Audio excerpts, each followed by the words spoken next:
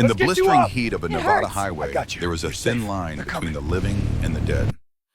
It is painted not in yellow or white, but in blood and gasoline.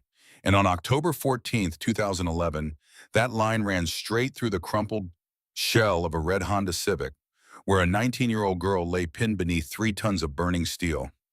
Her name was Reese Hargrove. She could not feel her legs. The dashboard had folded inward like a jaw snapping shut, trapping her from the hips down. The steering column pressed against her ribs, and every breath she took was a negotiation between her lungs and the collapsing metal around them. Above her, the undercarriage of a white Ford Transit van groaned and shifted, settling deeper into the wreckage like a predator pressing its weight onto fallen prey. She smelled the gasoline before she saw it. A thin river of it crept across the cracked windshield, pooling in the crease where the glass met the twisted frame. It dripped onto her arm, cold at first, then warm from the engine heat radiating above. And then a hand appeared. It came through the shattered driver's side window, small, dirty, the knuckles scraped raw and bleeding. The hand reached blindly through the jagged opening fingers, stretching into the dark interior until they found hers.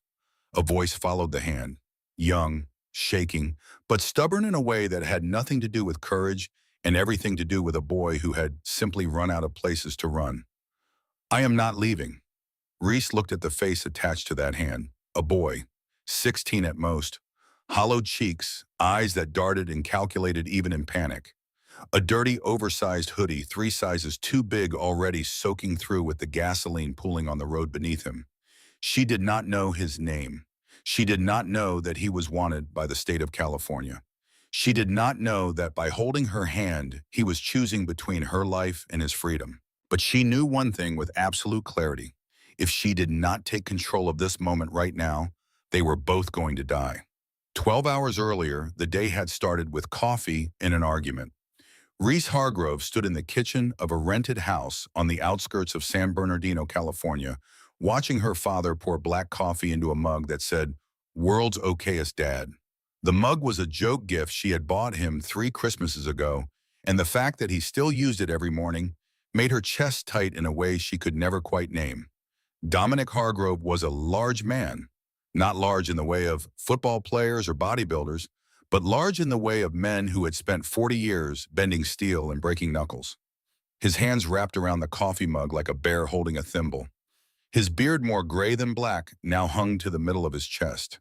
His arms were covered in faded tattoos that told a story most people did not want to read. He was the president of the San Bernardino charter of the Hells Angels Motorcycle Club. He had held that seat for 11 years, and he was the most terrifying man Reese had ever loved. Their relationship was complicated in ways that family therapists could write textbooks about. Reese adored her father. She also spent half her waking hours trying to build a life that looked nothing like his. She was studying criminology at the University of Arizona. Victim advocacy. She wanted to work inside the system, helping people who had been chewed up and spit out by the very institutions designed to protect them. The irony was not lost on her that her father operated entirely outside that system, and that the people she planned to advocate for were sometimes the same people his world created. But Dominic had never once told her to change her path. He had paid her tuition without complaint.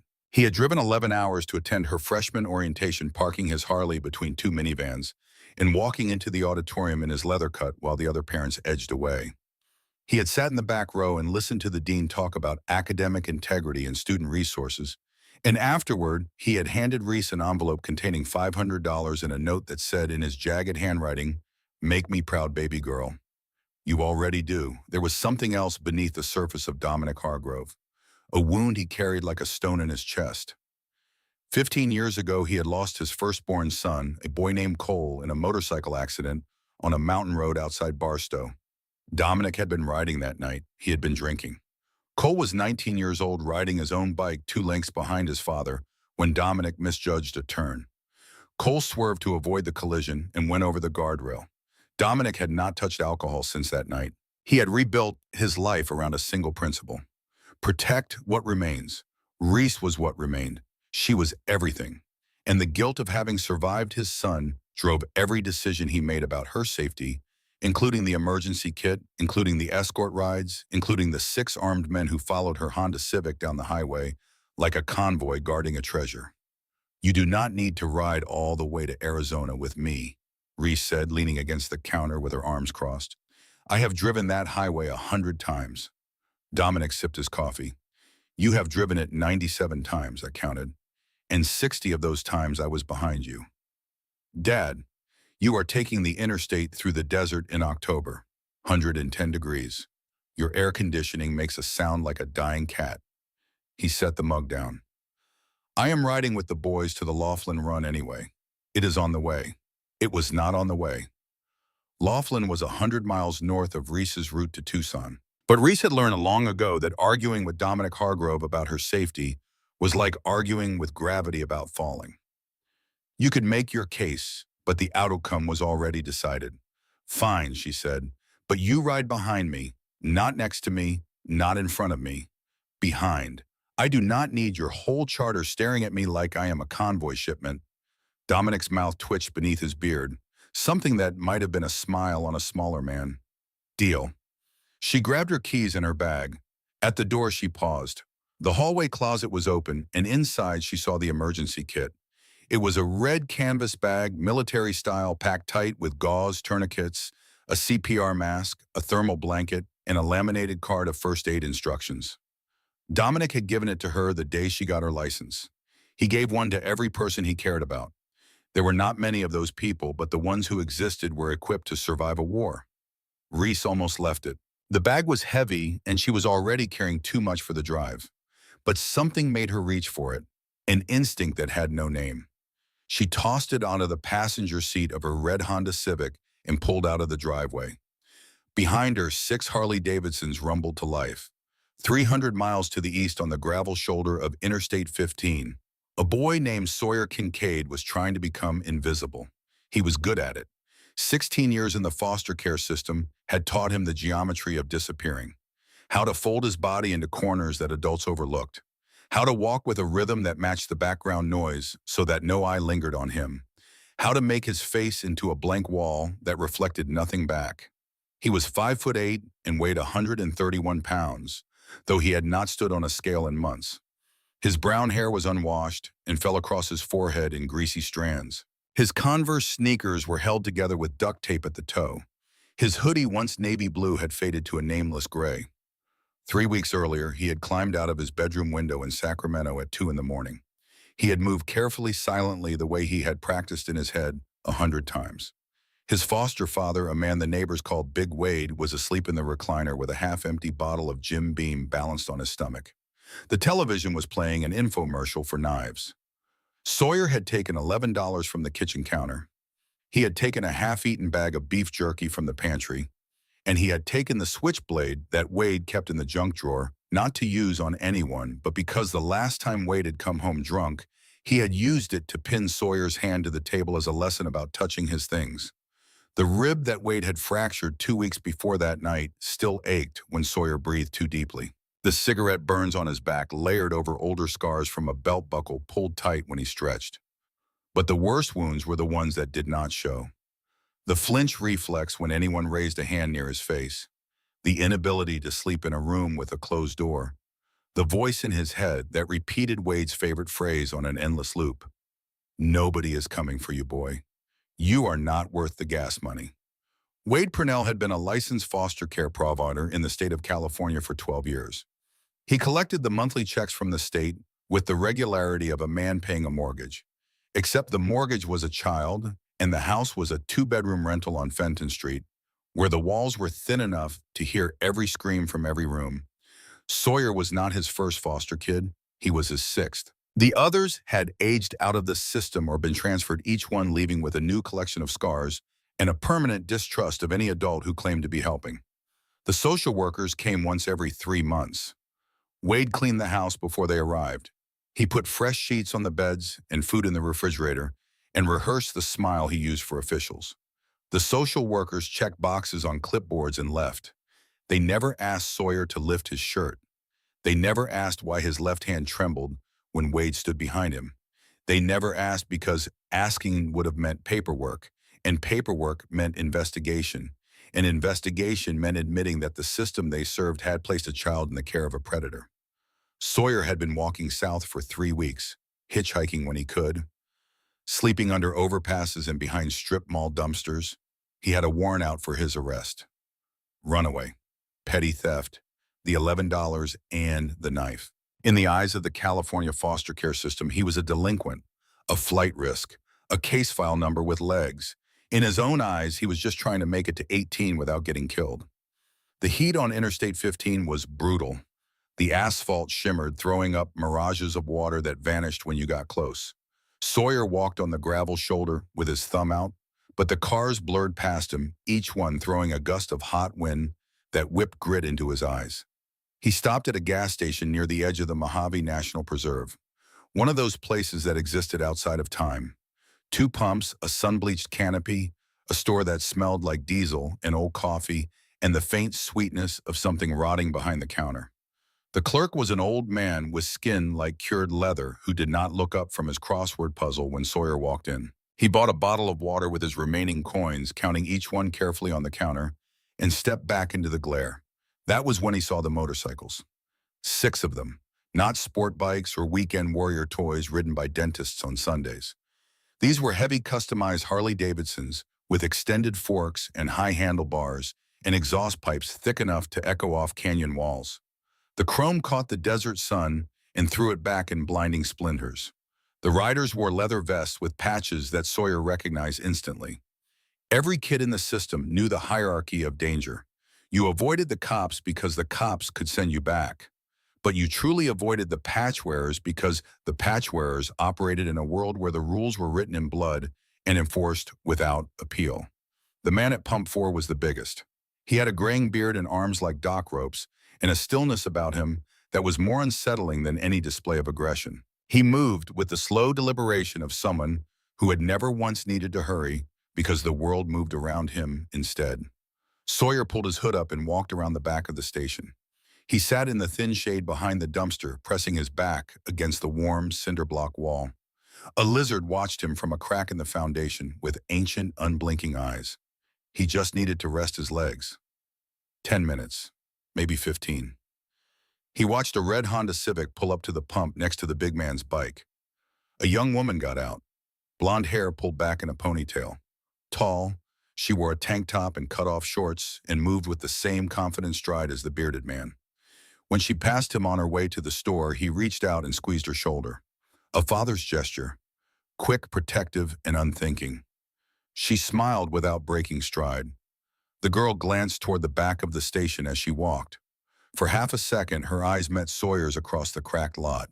He stiffened, ready to bolt, but she did not look away with the usual reflexive dismissal that most people gave homeless teenagers. She paused, her head tilted slightly, and something crossed her face. Not pity, something closer to recognition. As if she had seen something in his posture or his eyes that registered in a part of her brain trained to notice people in trouble. Then someone called her name from inside the store, and she turned away. Sawyer let out a breath.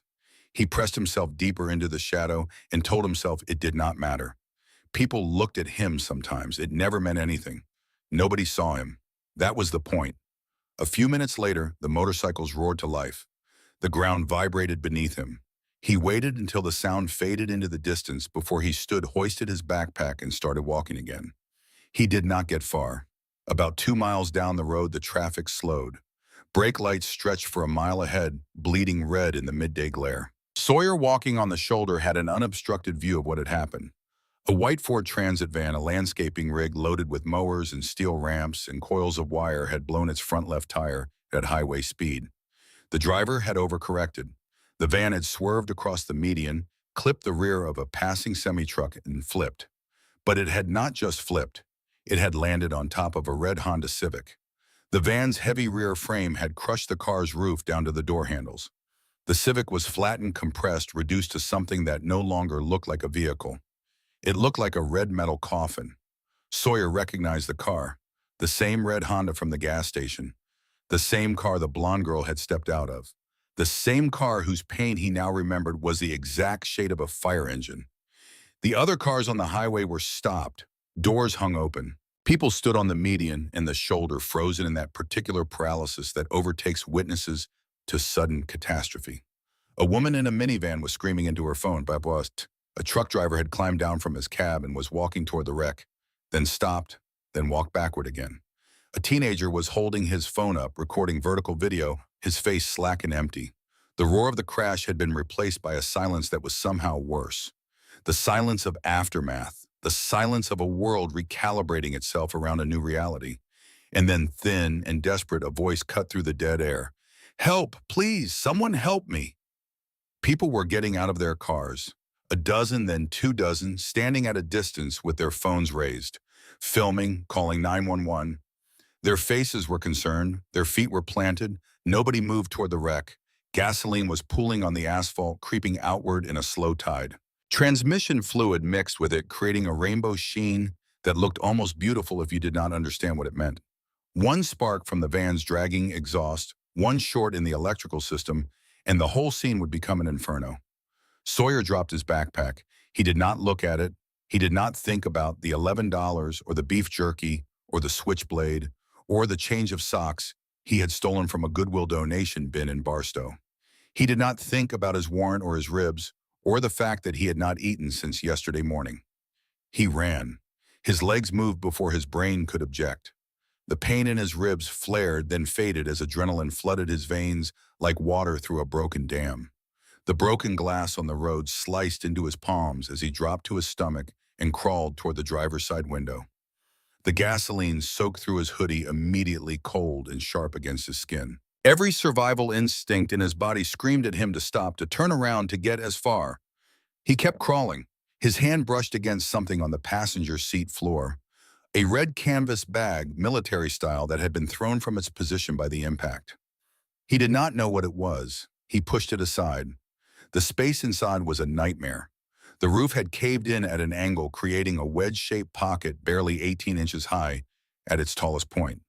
The girl from the gas station was pinned against the steering column. Her legs were trapped under the buckled dashboard, and the caved roof pressed down on her chest, compressing her breathing into shallow, rapid gasps. Blood ran from a cut on her forehead, tracking down her temple and into her blonde hair. Her eyes were wide, pupils blown with shock. But behind the shock, Sawyer saw something else, a sharp, calculating awareness that had not surrendered to panic. "Hey," Sawyer said. His voice came out steadier than he expected. "Hey, look at me. I am right here." The girl focused on him, her lips moved. "I cannot breathe. My chest, the roof is on my chest." "I know. I see it. I am going to stay right here with you." Her eyes tracked to the gasoline dripping through the cracked windshield. She could smell it. They both could. The fumes were thick and acrid, burning the back of Sawyer's throat. And then something happened that Sawyer did not expect. The girl's face changed. The panic did not vanish, but it was pushed aside, shoved into a corner by a will that was stronger than fear. Her jaw set. Her breathing, though labored, steadied into a deliberate rhythm. "Do not try to push the van," she said. Her voice was tight with pain but precise. "If you shift the weight, the roof drops. I am in a pocket right now. The steering column is the only thing holding the gap open." Sawyer stared at her. Most people pinned under 3 tons of steel screamed or begged or went silent. This girl was analyzing the engineering of her own entrapment. "Okay," he said. "Okay, what do I do?" "Lie flat. Wedge yourself against the door frame. Your body weight will stabilize the opening so the door cannot fold further inward." She winced, suppressing a cry, and checked the gasoline. "Where is it coming from? The van or my car?" Sawyer pressed his cheek against the asphalt and looked under the wreckage. The fuel line of the van above them was cracked. A steady stream of gasoline ran down the van's undercarriage and dripped onto the Honda's shattered windshield. "The van," he said. "Your car's tank looks intact." "Good. That means the ignition source is above us, not below. We have time. Not much, but some." Sawyer wedged himself into the gap between the road and the crumpled doorframe exactly as she had instructed. His body filled the space, acting as a human buttress against further collapse. He reached through the shattered window and took her hand. Blood was still running from the cut on her forehead into her eyes. "The red bag," Reese said. "On the floor. Open it. There is gauze inside." Sawyer found the bag and unzipped it. Gauze tape, a CPR mask, a thermal blanket. He pulled the gauze roll free and pressed a wad of it against her forehead. She held it in place with her free hand. My dad packed that kit, Reese said. He is going to be insufferable about this. What is your name, he asked. Reese, I am Sawyer. People call me Ace. Reese's grip tightened on his hand. She was shaking, but her eyes stayed locked on his. Ace, I need you to talk to me. About anything. My ribs are cracked, and if I stop concentrating on something outside my body, I am going to pass out. If I pass out, I might thrash, and if I thrash, the pocket collapses. Sawyer understood. He had used the same technique 100 times in Wade's house. When the pain came, you found something external to anchor yourself to. A crack in the ceiling. The hum of the refrigerator. Anything that was not the fist. Okay, he said. Okay, I will talk. I am not great at it, but I will talk. He told her about the desert, about how the mirages on Interstate 15 looked like lakes, but were just heat-bending light. He told her about a coyote he had seen 3 days ago sitting on an overpass guardrail, watching the traffic below, like it was waiting for something specific. He told her that beef jerky tasted better when you were hungry enough to eat a shoe, and that the stars in the Mojave at night were so thick they looked like someone had spilled sugar across a black countertop. Reese listened. She breathed. The roof creaked above them, but held. Then the sirens started. They were faint at first, distant wails echoing off the desert floor. To most people, that sound meant rescue. To Sawyer Kincaid, it meant something else entirely. If the police came, they would run his prints. They would see the warrant. They would put him in the back of a cruiser and drive him back to Sacramento, back to the house on Fenton Street, back to Wade Purnell, and his bottle of Jim Beam and his junk drawer switchblade. Sawyer looked at the open desert to his right, the flat, endless expanse of sand and scrub that had been his home for 3 weeks. He could let go of Reese's hand right now. He could slide out from under the wreck, grab his backpack, and disappear into the Mojave before the first cruiser arrived. No one would blame him. He had done more than anyone else on that highway. He had done enough. He looked back at Reese. She was watching him, not with the desperation of someone begging to be saved, but with the quiet recognition of someone who understood exactly what he was calculating. She had seen the shift in his eyes when the sirens started. She had felt his grip loosen for just a fraction of a second, and she knew. He could not explain how, but she knew. About the warrant, about the running, about the choice he was making in this exact moment. Whatever you are running from, Reese said. Her voice was barely above a whisper now, each word costing her breath she could not afford. It can wait. I need you here. It was not a plea. It was not a command. It was a statement of fact delivered by a girl who was pinned under a burning van and still managed to speak with more clarity than most people achieved in their entire lives. Sawyer tightened his grip on her hand. I am staying right here, Reese. The sirens grew louder. A man in a business suit appeared a few yards from the wreckage. He stood there, tie flapping in the hot wind, face white with fear. Kid, get out of there. There is smoke coming from the engine. Then help me get the door open, Sawyer shouted. The man looked at the gasoline on the ground. He looked at the smoke curling from the van's engine block. He shook his head and backed away. Sawyer cursed. He tried to jam his shoulder against the crumpled doorframe, pushing upward against the weight. It was futile. He was 131 pounds pushing against 3 tons of American steel. But he pushed until his vision blurred, until the fractured rib in his chest screamed in a register of pain he had not known existed. Stop, Reese gasped. Stop moving. You are going to shift the pocket. Sawyer froze. She was right. The van had groaned when he pushed, settling another fraction of an inch.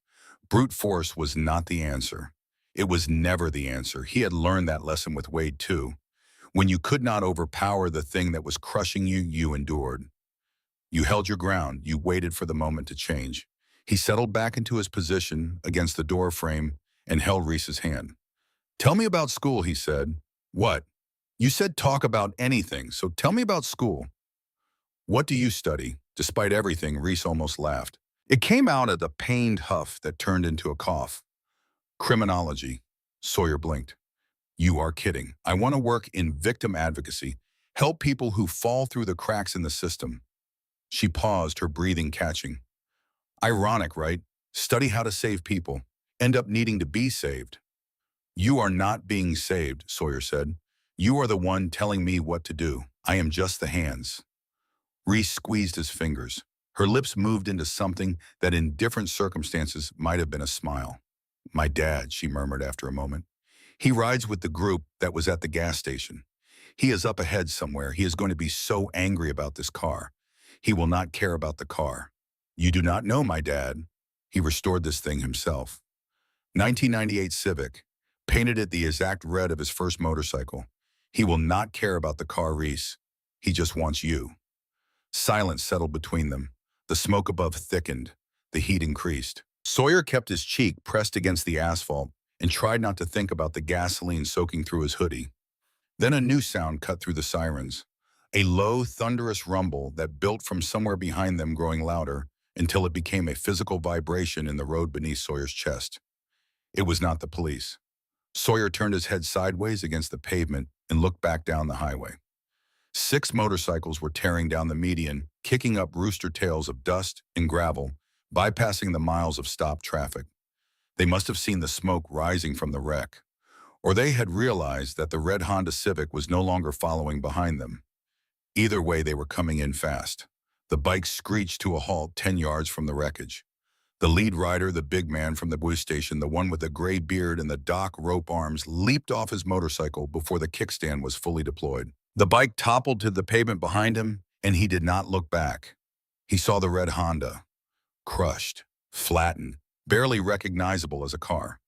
The sound that came out of Dominic Hargrove was not a scream. It was something more primal than that.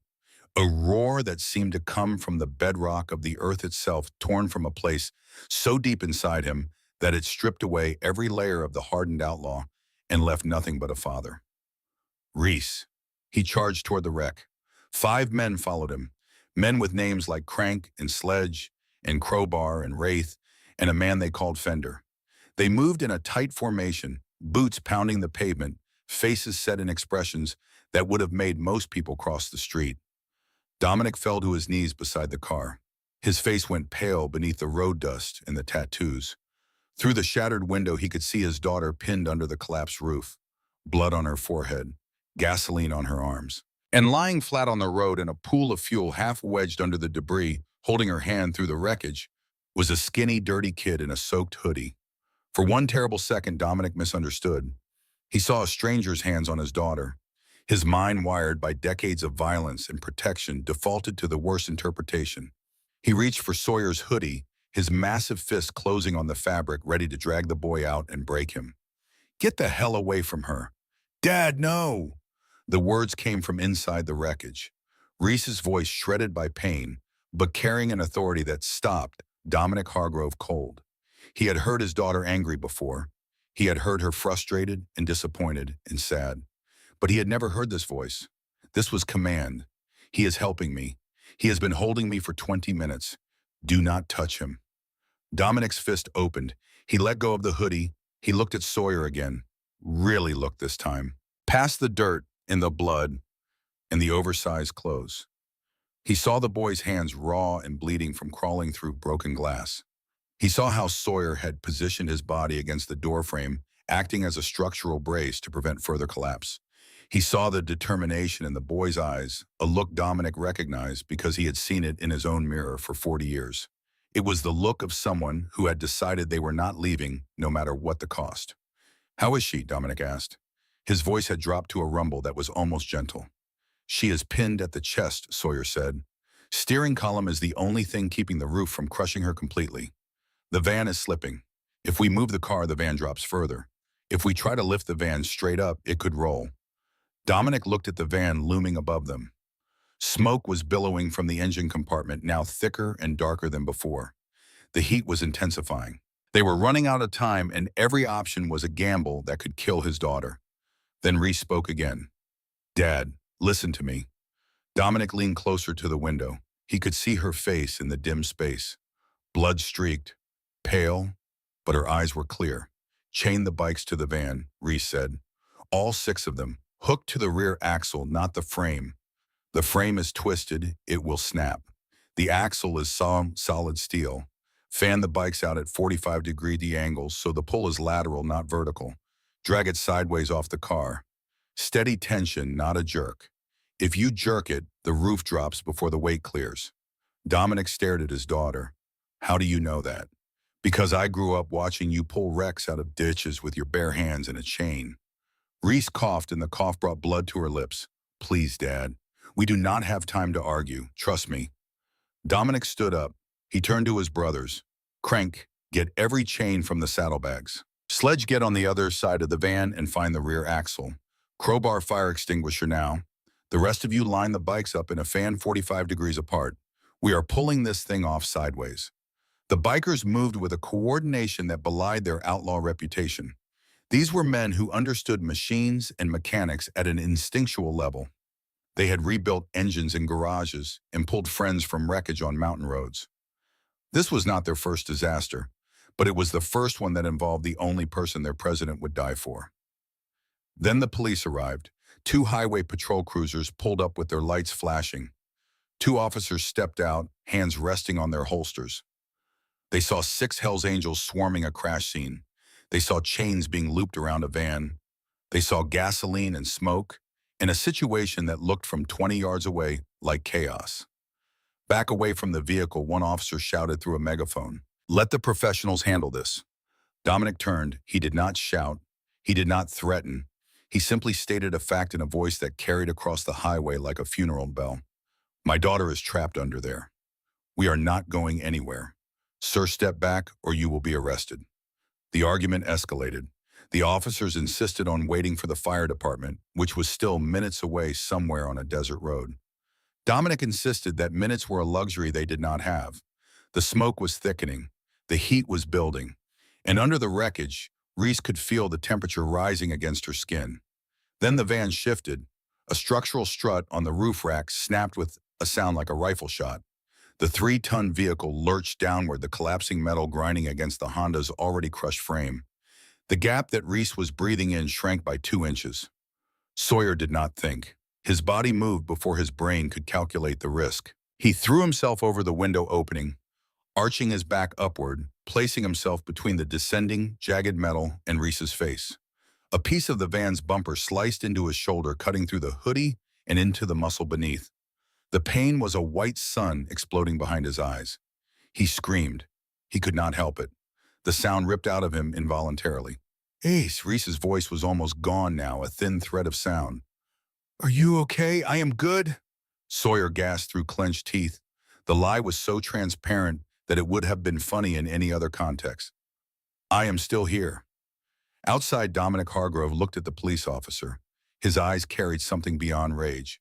It was the absolute crystalline certainty of a man who had been pushed past every limit and arrived at a place where consequences no longer existed. If you waste one more second telling me to step back, I will burn this whole highway down. The officer lowered his megaphone. He looked at the boy pinned with the girl. He looked at the gasoline creeping toward the van's dragging exhaust pipe. He looked at the smoke that was now carrying the unmistakable orange flicker of open flame. Radio the heavy rescue unit, the officer shouted to his partner, and request a medevac helicopter. But under the wreck, Reese knew they did not have time for a helicopter.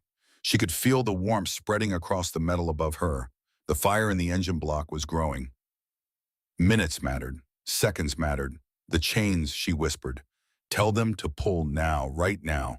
Sawyer relayed the message, shouting through the pain in his shoulder. She says pull now. She says do it now or it is too late. Dominic did not hesitate. He did not ask permission. He did not wait for the fire department or the helicopter or the blessing of the highway patrol. Hook them up, he roared. All 6 bikes, heavy frames only. On my count, we drag this thing sideways. Steady pull, no jerking. You hear me? Steady. The chains went taut, linking the van's rear axle to the frames of 6 Harley-Davidsons arranged in a fan formation. The riders mounted their bikes. Crank on the far left, Sledge beside him, Crowbar and Wraith in the center, Fender on the right, and Dominic at the point of the fan, his Road King idling with a deep guttural pulse. The engine screamed to life, a deafening chorus of American steel. The sound rolled across the desert and bounced off the mountains. People who had been filming with their phones lowered them. The highway patrol officers stepped back. Even the wind seemed to hold its breath. Under the wreck, Reese closed her eyes. She could feel the vibration of the engines through the metal pressing against her chest. She could smell the gasoline and the smoke and the hot rubber. She did not pray because prayer required relinquishing control, and Reese Hargrove was not built for relinquishing anything. Instead, she ran the physics in her head one more time. 6 bikes, roughly 800 pounds each with the rider. Combined torque pulling laterally against 3 tons of dead weight with a friction coefficient of steel on asphalt. It should work. The numbers said it should work. But numbers do not account for a cracked fuel line and a fire that was growing by the second. Ace Reese whispered, "Hold on to me." Sawyer wrapped both hands around hers, ignoring the lightning bolt of pain in his shoulder. "I am not going anywhere." "One," Dominic roared. The chains lifted off the pavement, rigid as iron bars under the tension. "Two." The van groaned. Metal shrieked against metal. Under the wreck, Sawyer bit his tongue so hard he tasted copper, refusing to let Reese hear him cry out as the shifting weight ground his broken rib into a new geometry of pain. 3. Pull. 6 clutches released. 6 throttles twisted wide open. The rear tires of the motorcycles bit into the pavement and then broke free, spinning, pouring white smoke into the air. The smell of burning rubber mixed with the black smoke from the van. The chains vibrated with a tension that seemed capable of splitting atoms. For one heartbeat, nothing happened. The van was too heavy. The friction too great. The laws of physics were winning. Then, with a sound like a continent tearing itself in half, the van moved.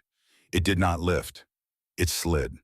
The 6 bikes dragged the 3-ton beast laterally across the pavement, metal grinding against asphalt in a shower of sparks that made every spectator hold their breath. If those sparks reached the gasoline trail, the entire scene would erupt. "Keep going," Crank screamed from his bike, the rear tire fishtailing as he fought for traction. "Do not stop." The van slid 3 feet, then 5, then 10. The crushing weight lifted from the Honda Civic's roof. The compressed metal, no longer held down, sprang upward with a metallic groan. Not much, an inch, maybe 2. But it was enough. Now Dominic roared. He abandoned his bike, letting it crash to the pavement, and sprinted to the car. The officer ran with him. Dominic grabbed the driver's side door, which had been weakened and fatigued by the crash and the lateral pull. He wrenched it off its hinges with a single adrenaline-fueled motion that tore the metal like paper. He reached inside. "Daddy." The word was barely audible. A whisper from a girl who had spent 30 minutes commanding a rescue operation from inside a collapsing car and had finally run out of strength. "I have got you, baby girl. I have got you."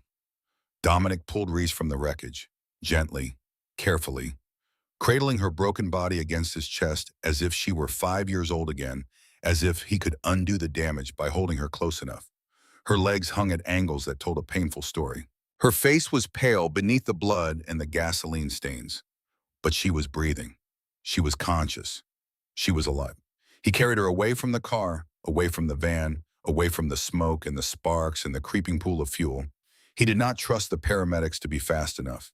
He did not trust anyone to care for her the way he could. 15 years of guilt and grief and the constant hammering fear of losing the only person he had left in this world had condensed into this single act. He held her against his chest and walked, and the bikers parted before him like water before a ship. He set her down on a clean patch of asphalt, 30 yards from the fire, and knelt beside her, his hands, which had twisted wrenches and thrown punches and gripped handlebars through 1,000 miles of highway, were shaking for the first time in 2 decades. "You are okay," he said. The words were for himself as much as for her. "You are okay, baby girl," Dad Reese whispered. Her eyes were glassy with pain but focused. "The boy." The officer went for Sawyer. "Come on, son." The officer grabbed Sawyer's good arm and pulled. Sawyer tried to crawl, but his legs had gone numb. The adrenaline that had sustained him for 30 minutes crashed all at once, like a wave retreating from a shore. Pain flooded in to fill the vacuum. White, blinding total. The officer dragged him out through the jagged opening and onto the open road. Sawyer lay on his back on the hot asphalt. He turned his head and looked back at the van. The fuel line gave way. The explosion was not cinematic. There was no slow-motion fireball, no dramatic mushroom cloud. It was fast and violent and absolute. A percussive wave of heat and sound that hit the rescuers like a physical wall, knocking Dominic forward over Reese's stretcher.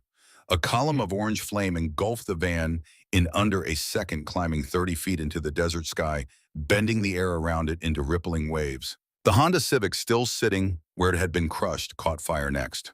The red paint blackened and blistered, and then the gas tank ruptured with a secondary boom that sent shrapnel singing across the pavement. The heat reached them even from 20 feet away. 30 seconds.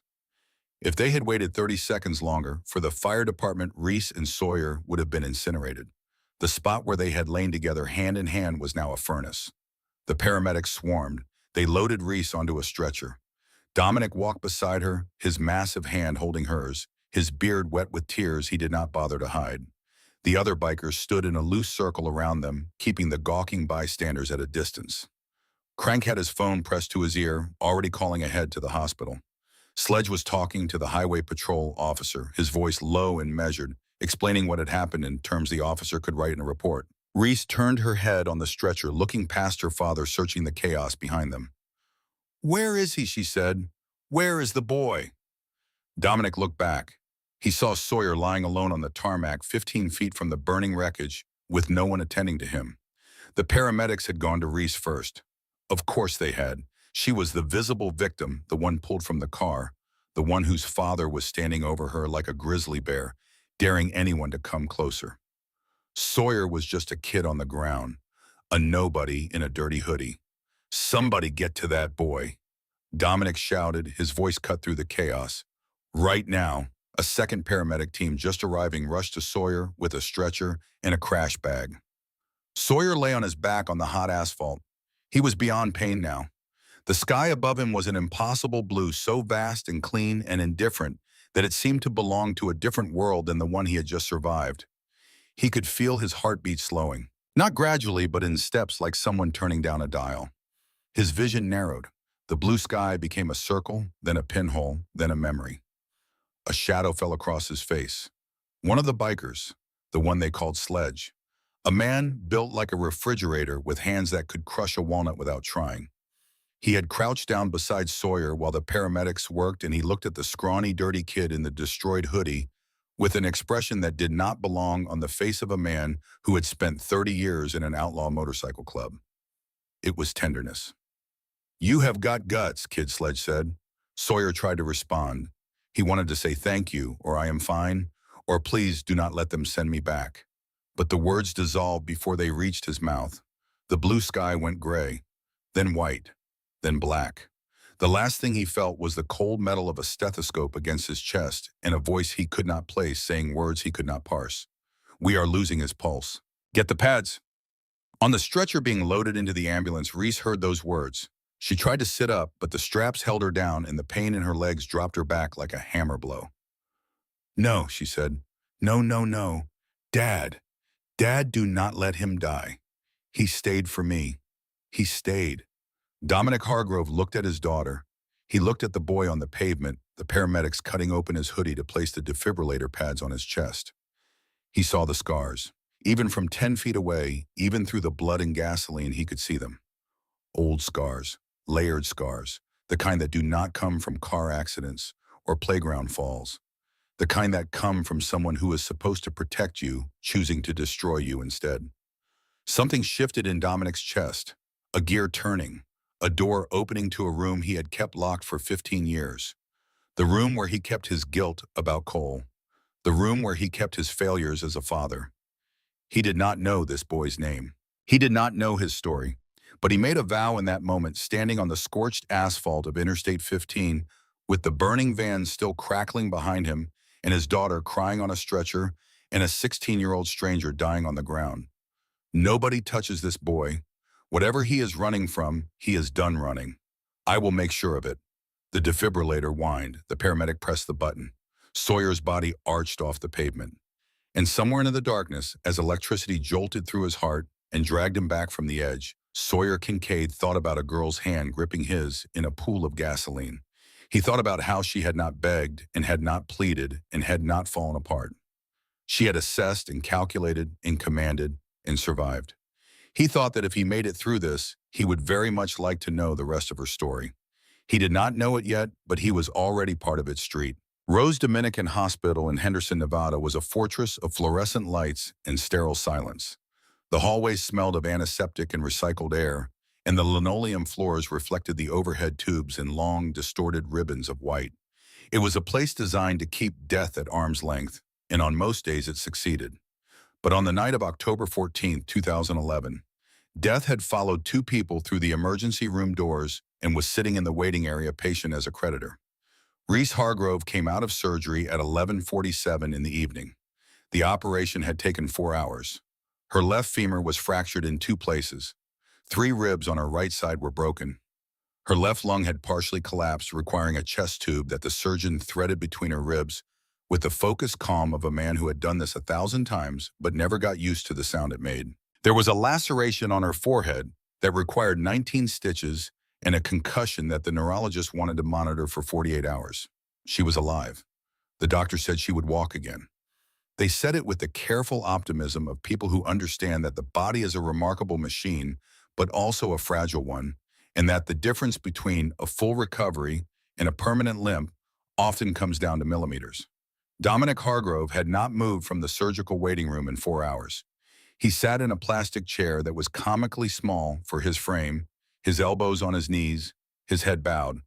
The other people in the waiting room had given him a wide berth when he arrived.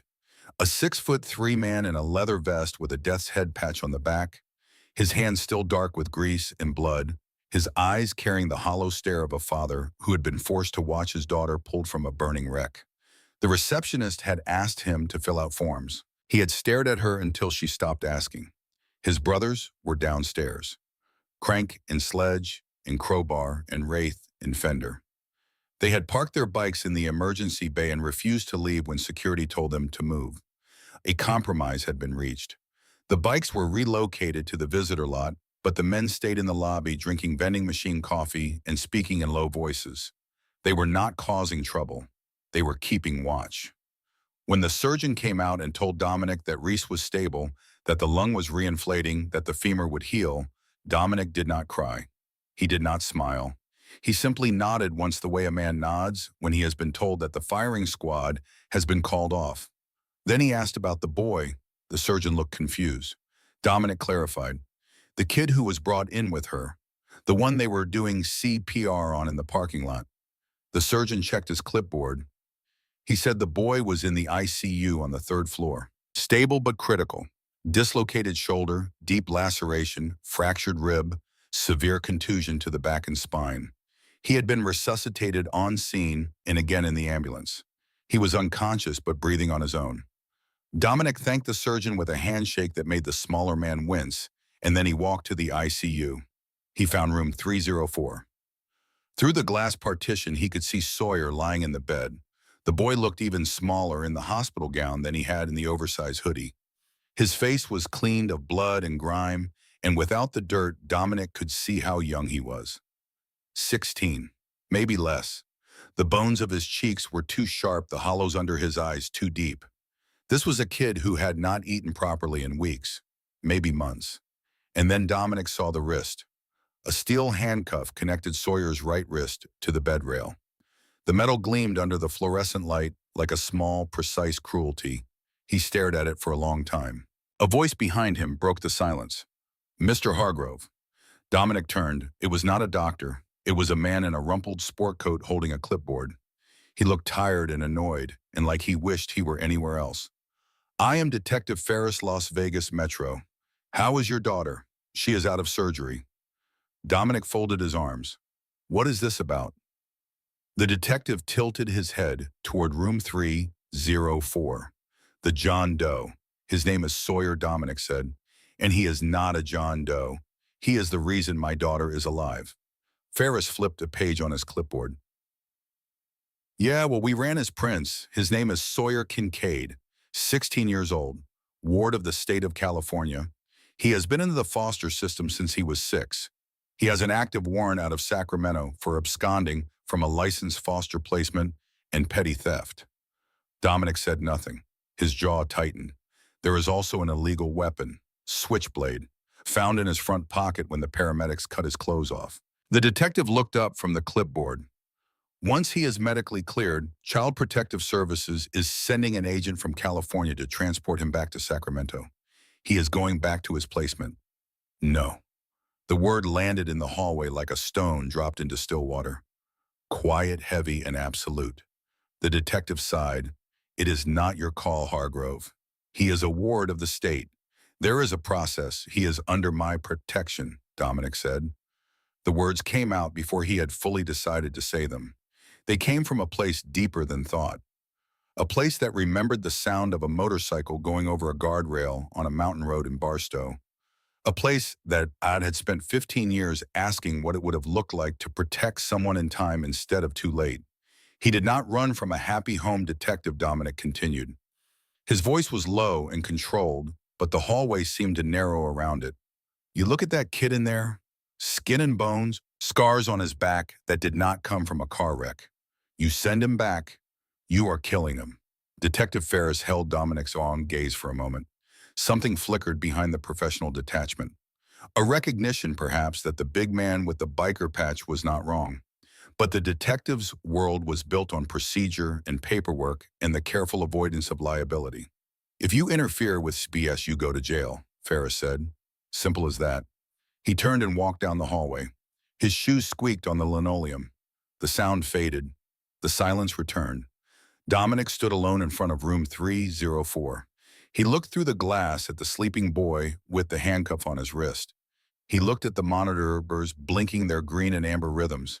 He looked at the bruises blooming on the thin arms and the bandages wrapped around the narrow chest. Then he pulled out his phone and walked to the stairwell because what he was about to set in motion could not be overheard. Reese opened her eyes at 6:14 the next morning. The first thing she registered was pain. It came in waves radiating from her left leg and her right side, meeting somewhere in the center of her chest, where the breathing tube had been removed. The second thing she registered was her father asleep in the chair beside her bed, his chin on his chest, his massive hands folded in his lap like a child saying prayers.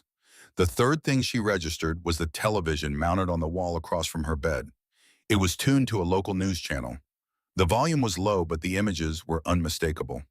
Aerial footage of the crash site, the burned shell of the van, the blackened skeleton of her Honda Civic, and then a photograph. A school photo of a boy with brown hair and tired eyes. The caption beneath it read, "Runaway teen hailed as hero after highway rescue." Dad. Dominic jerked awake. He was on his feet in an instant, leaning over her.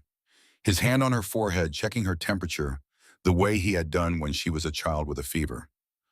How do you feel? Do you need the nurse? Are you in pain? Where is the boy? Dominic hesitated, just for a heartbeat, but Reese caught it. She had grown up reading her father's silences the way other children read bedtime stories. Every pause, every twitch, every downward flicker of his eyes carried meaning. Dad, where is Sawyer? Dominic sat down on the edge of her bed. He told her. He told her about the detective, about the warrant, about the handcuff, about CPS arriving in the morning to take Sawyer back to Sacramento. Reese listened. She did not interrupt.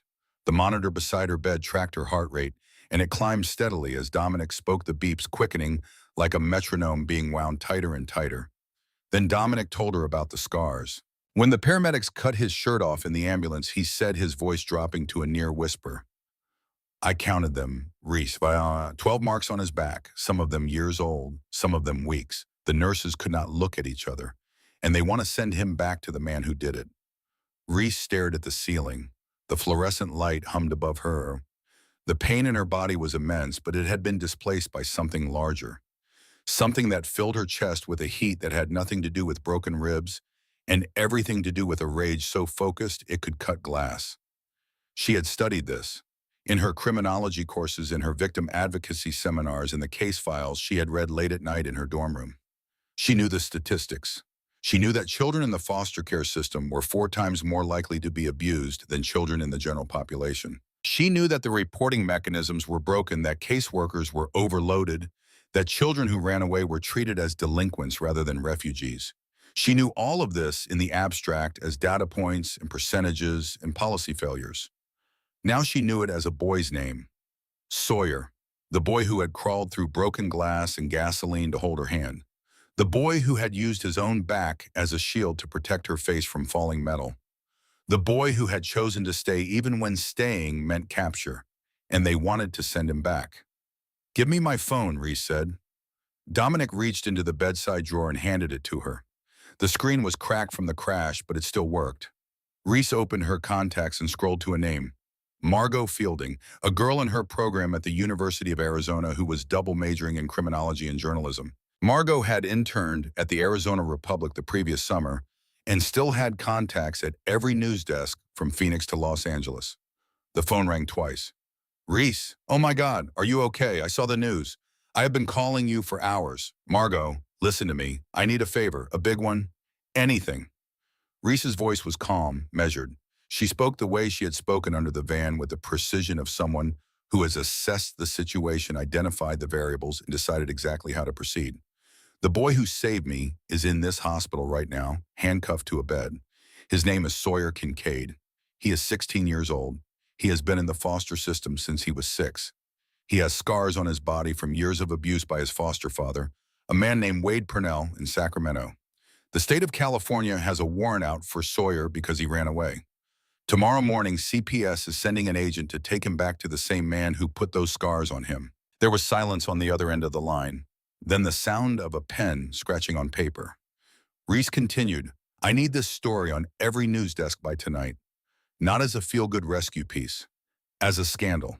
The narrative is simple. A 16-year-old boy risks his life to save a stranger on a Nevada highway.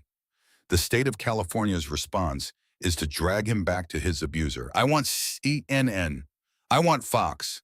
I want NBC. I want local affiliates in Vegas and Sacramento and Los Angeles. I want the internet to know his name before that CPS agent's car pulls into the parking lot. Margot's voice was quiet. Reese, this is going to blow up. That is the point. Reese hung up and looked at her father. Dominic was staring at her with an expression she had never seen on his face before. It was not surprise. It was not pride exactly, though that was part of it. It was the look of a man watching someone step into a version of themselves they were always meant to become. I am not done, Reese said. I need you to do something. Name it. I need a wall. Dominic frowned. What kind of wall? Not a fight, not a brawl, not threats. I need bodies. As many as you can get. I need men standing between that CPS car and this hospital entrance. Silent, arms crossed, no weapons, no shouting. Just a human barricade that says, you are not getting past us, and I need it on camera. Dominic leaned forward. You want me to call the charter? I want you to call everyone, not just the charter, not just the angels. Call the coalition, the Mongols, the Banditos, the Vagos. I do not care about the turf wars. I do not care about the politics. Tonight is not about patches. Tonight is about a kid who held my hand while I was dying, and I am not letting them take him. Dominic studied his daughter's face. He saw the pain in her eyes, the fatigue pulling at her features, the pallor of blood loss and surgery. And beneath all of it, the unbreakable steel that she had inherited from him and refined into something sharper and more precise. He stood up. He kissed her forehead. I will make the call. He walked out of the room past the nurse's station, past the vending machines, past the security guard who had given up trying to control the bikers in the lobby. He took the elevator down and stepped into the hot Nevada night. The parking lot held 50 motorcycles. 50 men looked up when Dominic emerged. He found Crank by the entrance. Make the call, Dominic said. Nationwide. Tell them the angels have a son who needs protection. Tell them the state wants to give a hero back to a monster. Crank pulled out his phone. Who are we inviting? Dominic lit a cigarette. The flame illuminated the hard planes of his face, the deep-set eyes, the scar on his chin from a fight he no longer remembered. Everyone. Crank started dialing. By midnight, the parking lot could not hold the bikes anymore. They overflowed onto the sidewalk, the access road, the median strip of the boulevard. Headlights swept across the hospital facade in steady streams as riders arrived from every direction.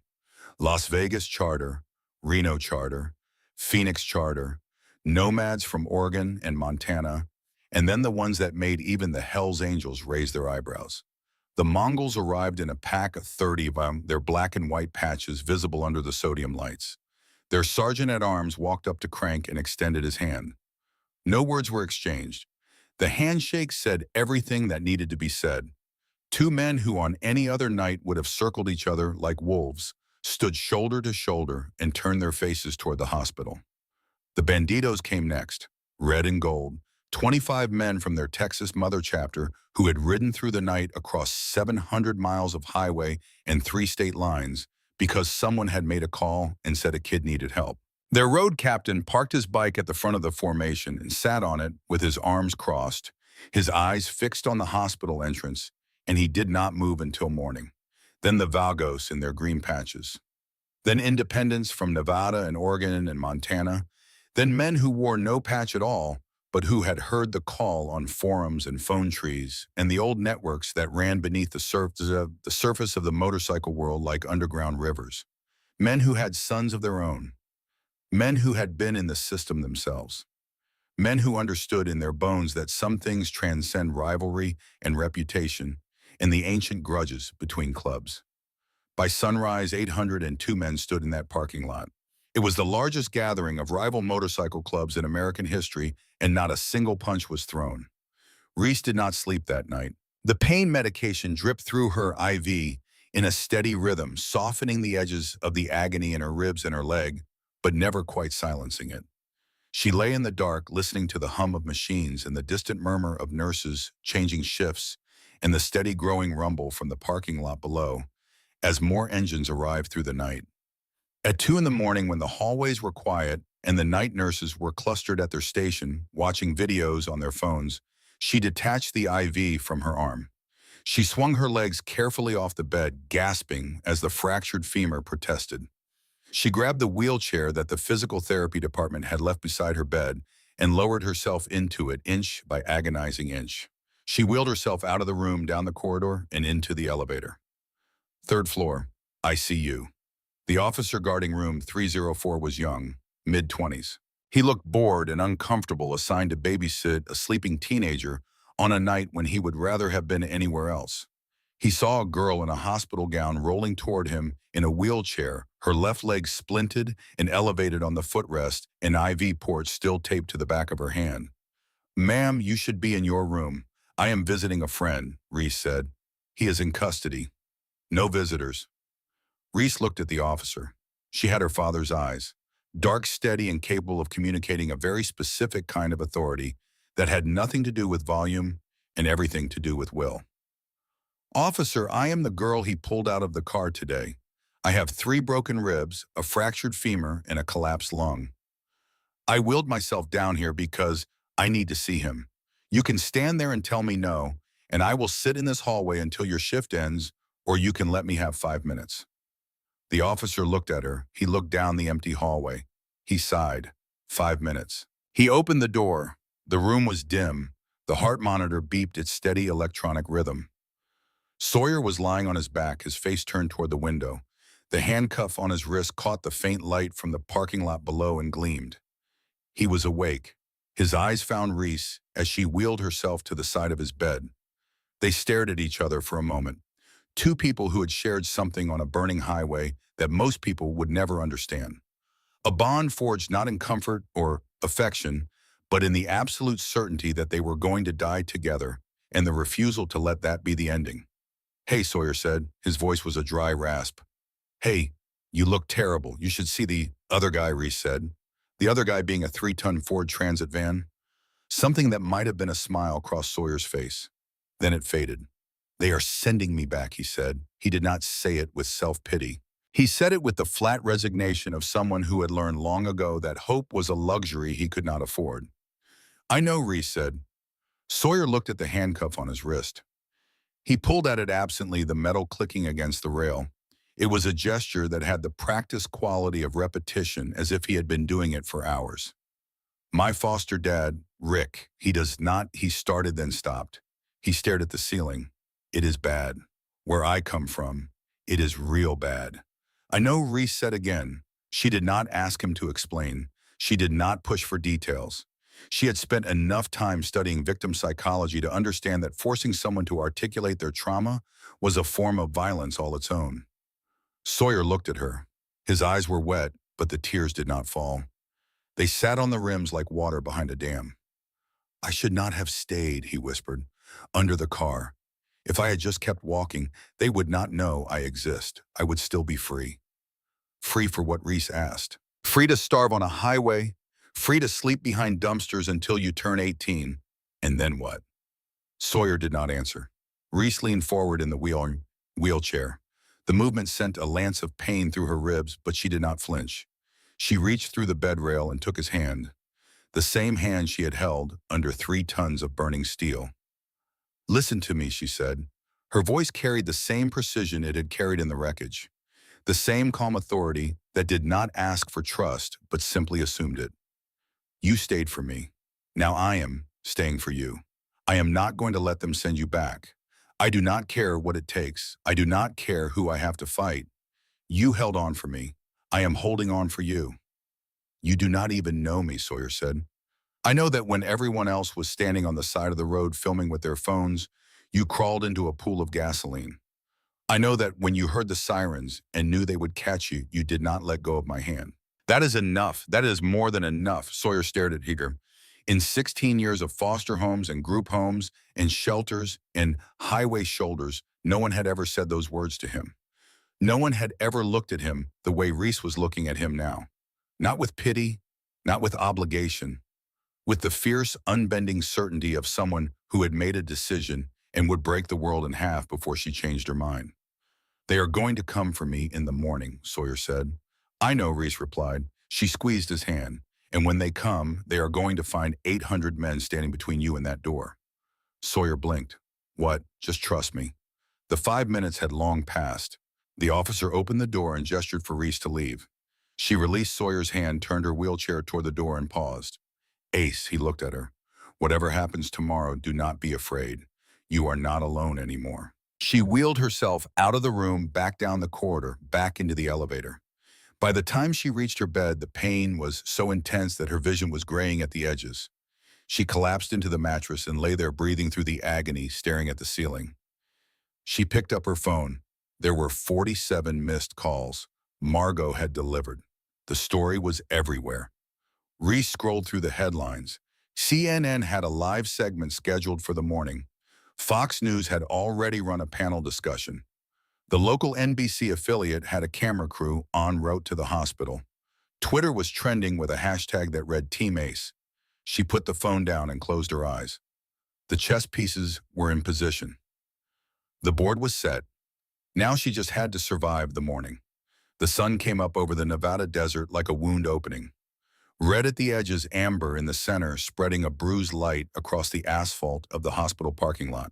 The birds did not sing that morning. They were drowned out by a low-frequency hum that vibrated the windows of the 3rd-floor ICU. Sawyer woke up to the sound. It felt like the building itself was shivering. He tugged at the cuff on his wrist. It was still there. The dread returned like a hand closing around his throat. Today was the day. They would put him in the back of a van and drive him north. 12 hours later, he would be standing in the kitchen on Fenton Street, and Wade Purnell would be locking the door behind him.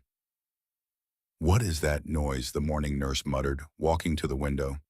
She pulled the blinds back and gasped, her hand rising to cover her mouth. "Oh my God." Sawyer craned his neck.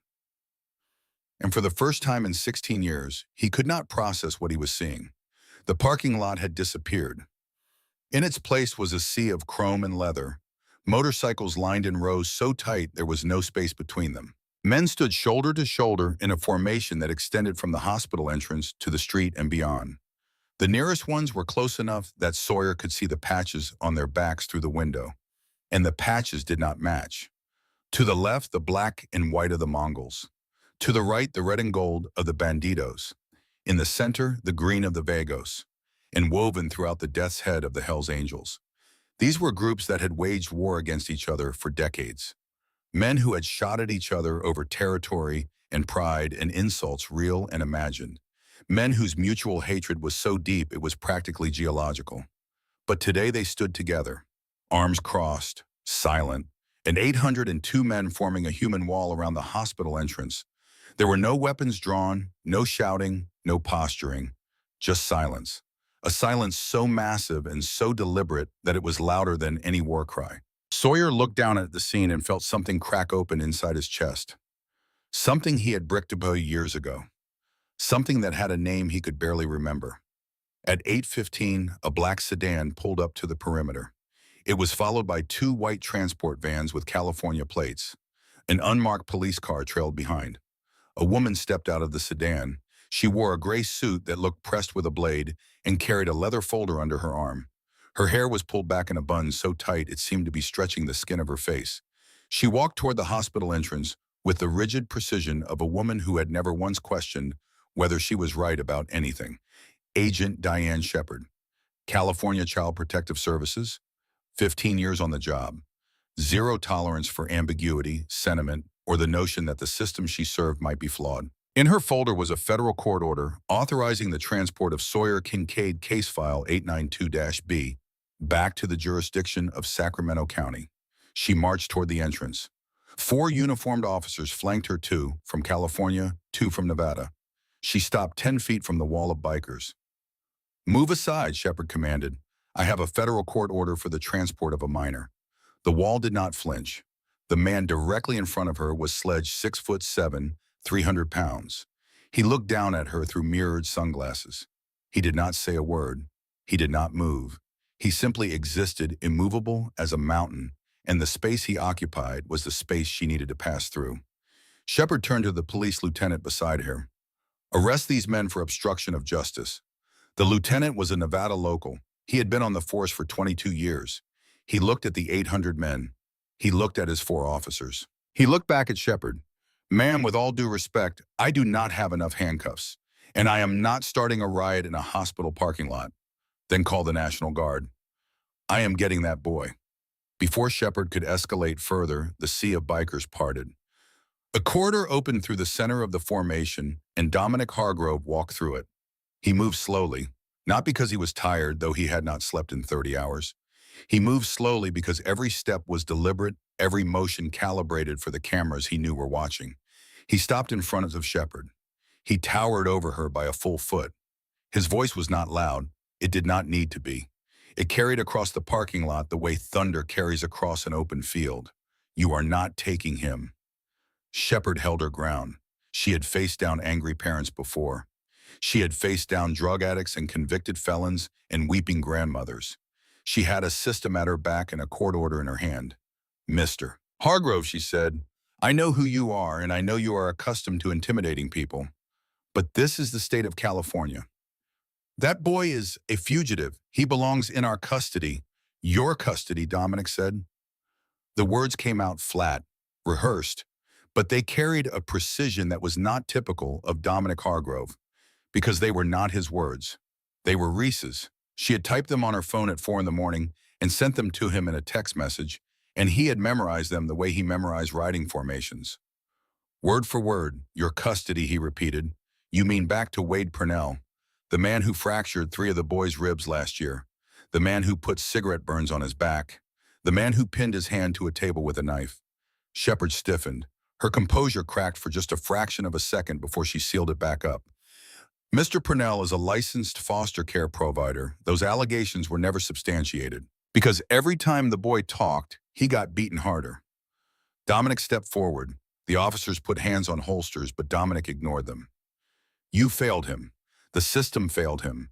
And now he saves my daughter's life, and your response is to send him back to the man who has been torturing him for years." "The law is the law," Shepard said. Her voice was cold, mechanical. The voice of someone who had long ago replaced human judgment with procedural compliance. "Now step aside, or you will be charged with kidnapping." Dominic did not step aside. He turned to the cameras. He knew where they were because Reese had told him. She had texted Margot the exact time of the CPS arrival, and Margot had positioned the news crews on the ridge overlooking the parking lot. CNN Fox in BC, 3 local affiliates, and a dozen independent streamers. Every lens was pointed at the scene below. Dominic raised his voice, not to a shout, to a declaration. "You want the story, here's the story. This boy Sawyer Kincaid is 16 years old. He crawled under a burning van to hold a stranger's hand. He used his own body to shield her face when the metal collapsed. He chose to stay, even though he knew the police would catch him. He is a hero, and this woman," he extended his arm towards Shepard, "wants to drag him back to a house of horrors because it is easier than admitting her agency put a child in the hands of a predator." 802 men standing in that parking lot made a sound. It was not a cheer. It was not a roar. It was a rumble that started low and built until it vibrated the glass of the hospital windows. A sound that said, "We are here, we are not leaving, and we will not be moved." Shepard's phone rang. She answered it and the color drained from her face as she listened. The call lasted 20 seconds. She lowered the phone. She looked at Dominic with an expression that was pure concentrated venom. "This is not over, Hargrove. I will be back with a federal warrant, and I will have one for you too. I will be right here," Dominic said. Shepard signaled the officers. They retreated to the sedan and the transport vans. Engines started. The vehicles pulled away from the perimeter. The transport vans turned around in the street and headed north, back toward the highway, back towards Sacramento empty. A cheer erupted from the bikers, real this time, full-throated and massive, a wave of sound that rolled across the parking lot and bounced off the hospital walls. Men who had been enemies for decades clapped each other on the back. The sound of 800 voices raised in unison was loud enough to reach the third floor. In room 304, Sawyer was sitting up in bed, staring at the television that the nurse had turned on for him. The aerial footage showed the parking lot from above, the sea of leather and chrome, the tiny figure of Shepard retreating to her sedan, the massive formation holding its ground. The door opened. Dominic walked in. He looked like a man who had fought a war without firing a single shot. He crossed the room, reached into his pocket and pulled out a small key. The officer guarding Sawyer's door had handed it over without argument. He had watched the scene in the parking lot from the window, and he was not in the mood to be on the wrong side of history. Dominic unlocked the handcuff. The metal fell away from Sawyer's wrist, leaving a red imprint on his skin. Sawyer rubbed the mark. He looked at Dominic. He looked at the television. He looked back at Dominic. "You did that," Sawyer whispered. "For me." Dominic shook his head. "My daughter did that. I just followed orders." Sawyer stared at him. He did not understand. He would not fully understand until later when Reese wheeled herself into his room and explained everything. The phone calls, the media strategy, the precise choreography of 800 men arranged for maximum visual impact on live television. She had orchestrated the entire operation from a hospital bed with a cracked phone and 3 broken ribs. But that understanding would come later. In this moment, all Sawyer knew was that the handcuff was gone and the vans were empty, and someone for the first time in his 16 years of life had decided that he was worth fighting for. "They will come back," Sawyer said. "They always come back." Dominic sat on the edge of the bed.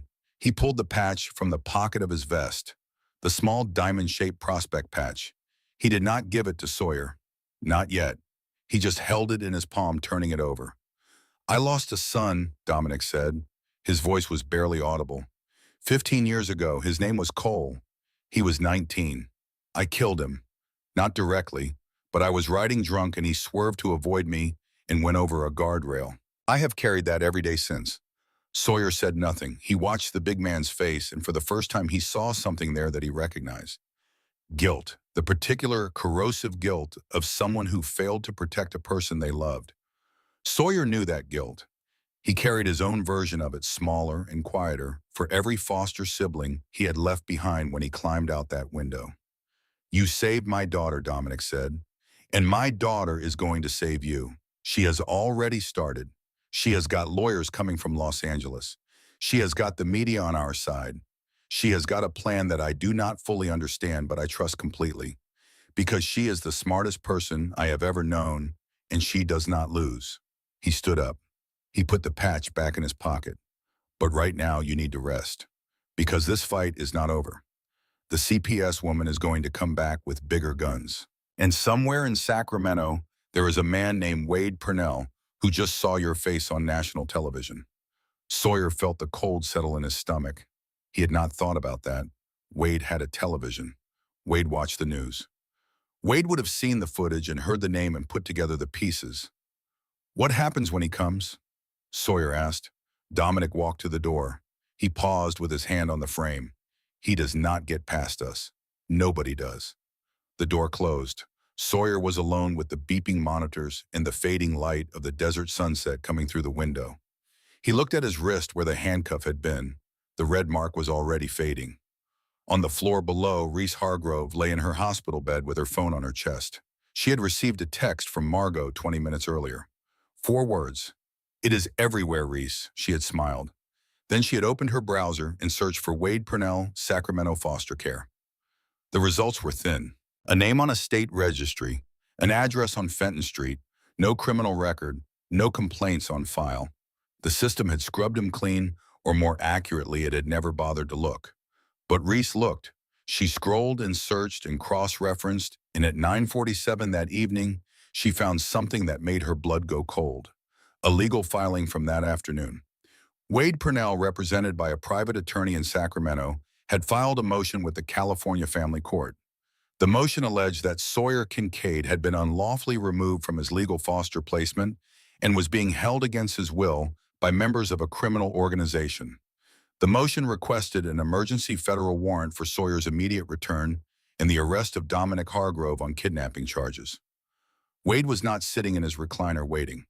He was fighting back. Reese stared at the screen.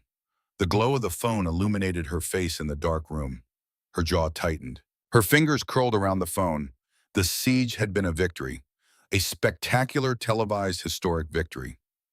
But it was temporary. The cameras would leave, the bikers would go home, and the legal system, slow and indifferent and grinding, would continue to turn. She needed more than a wall. She needed evidence. She needed the truth about Wade Purnell, documented and undeniable, and placed in front of a judge who could not look away. She opened her contacts and scrolled to another name. Marlena Cross, defense attorney, Los Angeles, the best money could buy. The phone rang. "Ms. Cross, this is Reese Hargrove. My father is going to be calling you about a case. I want you to know that the strategy is mine. He is paying. I am directing." "Is that going to be a problem?" A pause on the other end. Then a voice, cool, precise, and faintly amused. "Ms. Hargrove, I have been watching the news all day. I was wondering when you would call." "No, that will not be a problem at all." "Good," Reese said. "Because I need you to file for emergency adoption and emancipation simultaneously. I need you to subpoena Wade Purnell's foster care records going back 12 years. And I need a private investigator in Sacramento by tomorrow morning." Marlena Cross was quiet for a moment. Then she said, "You are 19 years old." "Yes." "And you are running this from a hospital bed with a collapsed lung." "Yes." Another pause. Longer this time. "I will clear my calendar." Reese hung up. She put the phone on the bedside table. She stared at the ceiling. The war had moved from the parking lot to the courtroom, and Reese Hargrove was going to win it.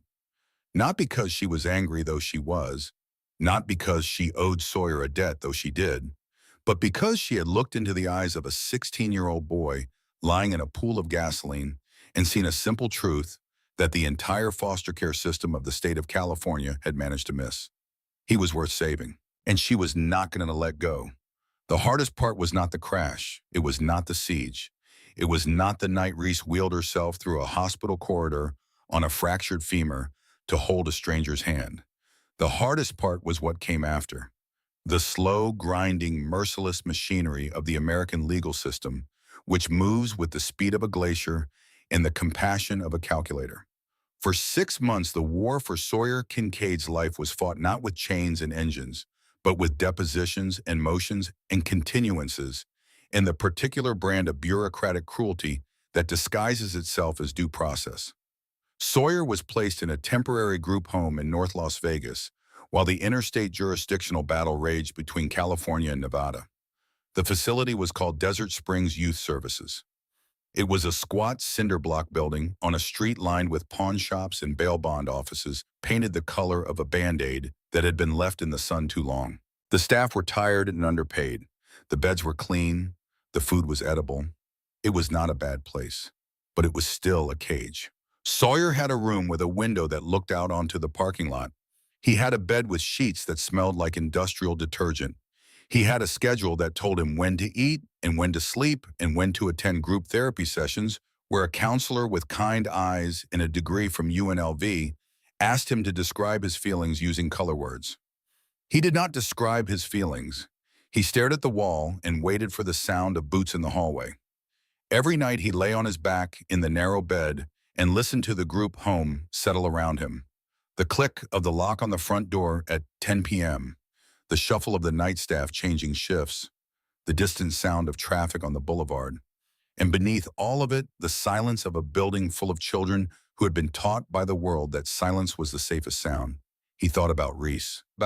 He thought about the way her hand had felt in his, sticky with blood and gasoline, but gripping with a strength that seemed impossible for someone with 3 broken ribs.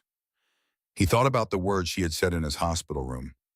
"You held on for me. I am holding on for you." He replayed them in his mind, the way a man in a desert replays the memory of water. He did not fully believe them. Trust was a muscle he had not used in years, and it had atrophied. But the words were there, filed away in a part of his brain that he kept locked, and some nights they were enough to get him through until morning. The court had imposed a cooling-off period. No contact between Sawyer and the Hargrove family for the duration of the jurisdictional proceedings. The judge's reasoning was straightforward. The state needed to assess whether Sawyer was being unduly influenced by a man the prosecution described as the leader of a violent criminal enterprise. The order was clinical and absolute. But Reese Hargrove had grown up in a world where rules were suggestions and loopholes were architecture. She could not visit Sawyer. She could not call him. She could not write him letters. But nobody said anything about parking a motorcycle across the street from a group home. Every day, a different member of the biker coalition appeared on the sidewalk opposite Desert Springs. Sometimes it was Crank sitting on his bike reading a Louis L'Amour paperback with the casual indifference of a man waiting for a bus.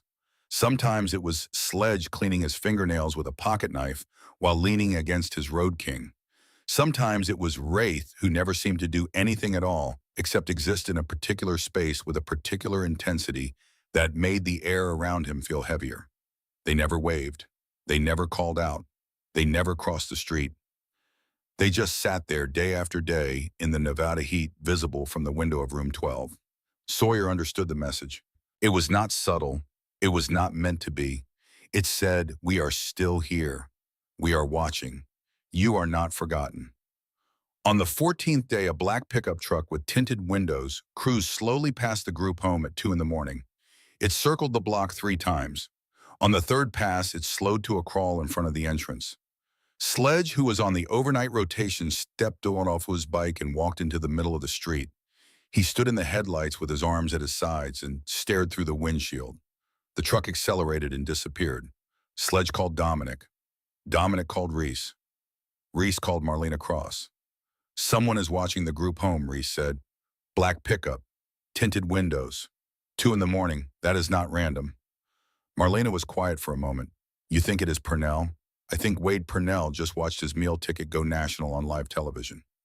He knows that if Sawyer talks, if the real story comes out, he loses everything. His foster license, his income, his freedom. He is not going to sit in Sacramento and wait for that to happen." "What do you want me to do?" "I want you to file a protective order, and I want those bikers to stay on that street until this is over."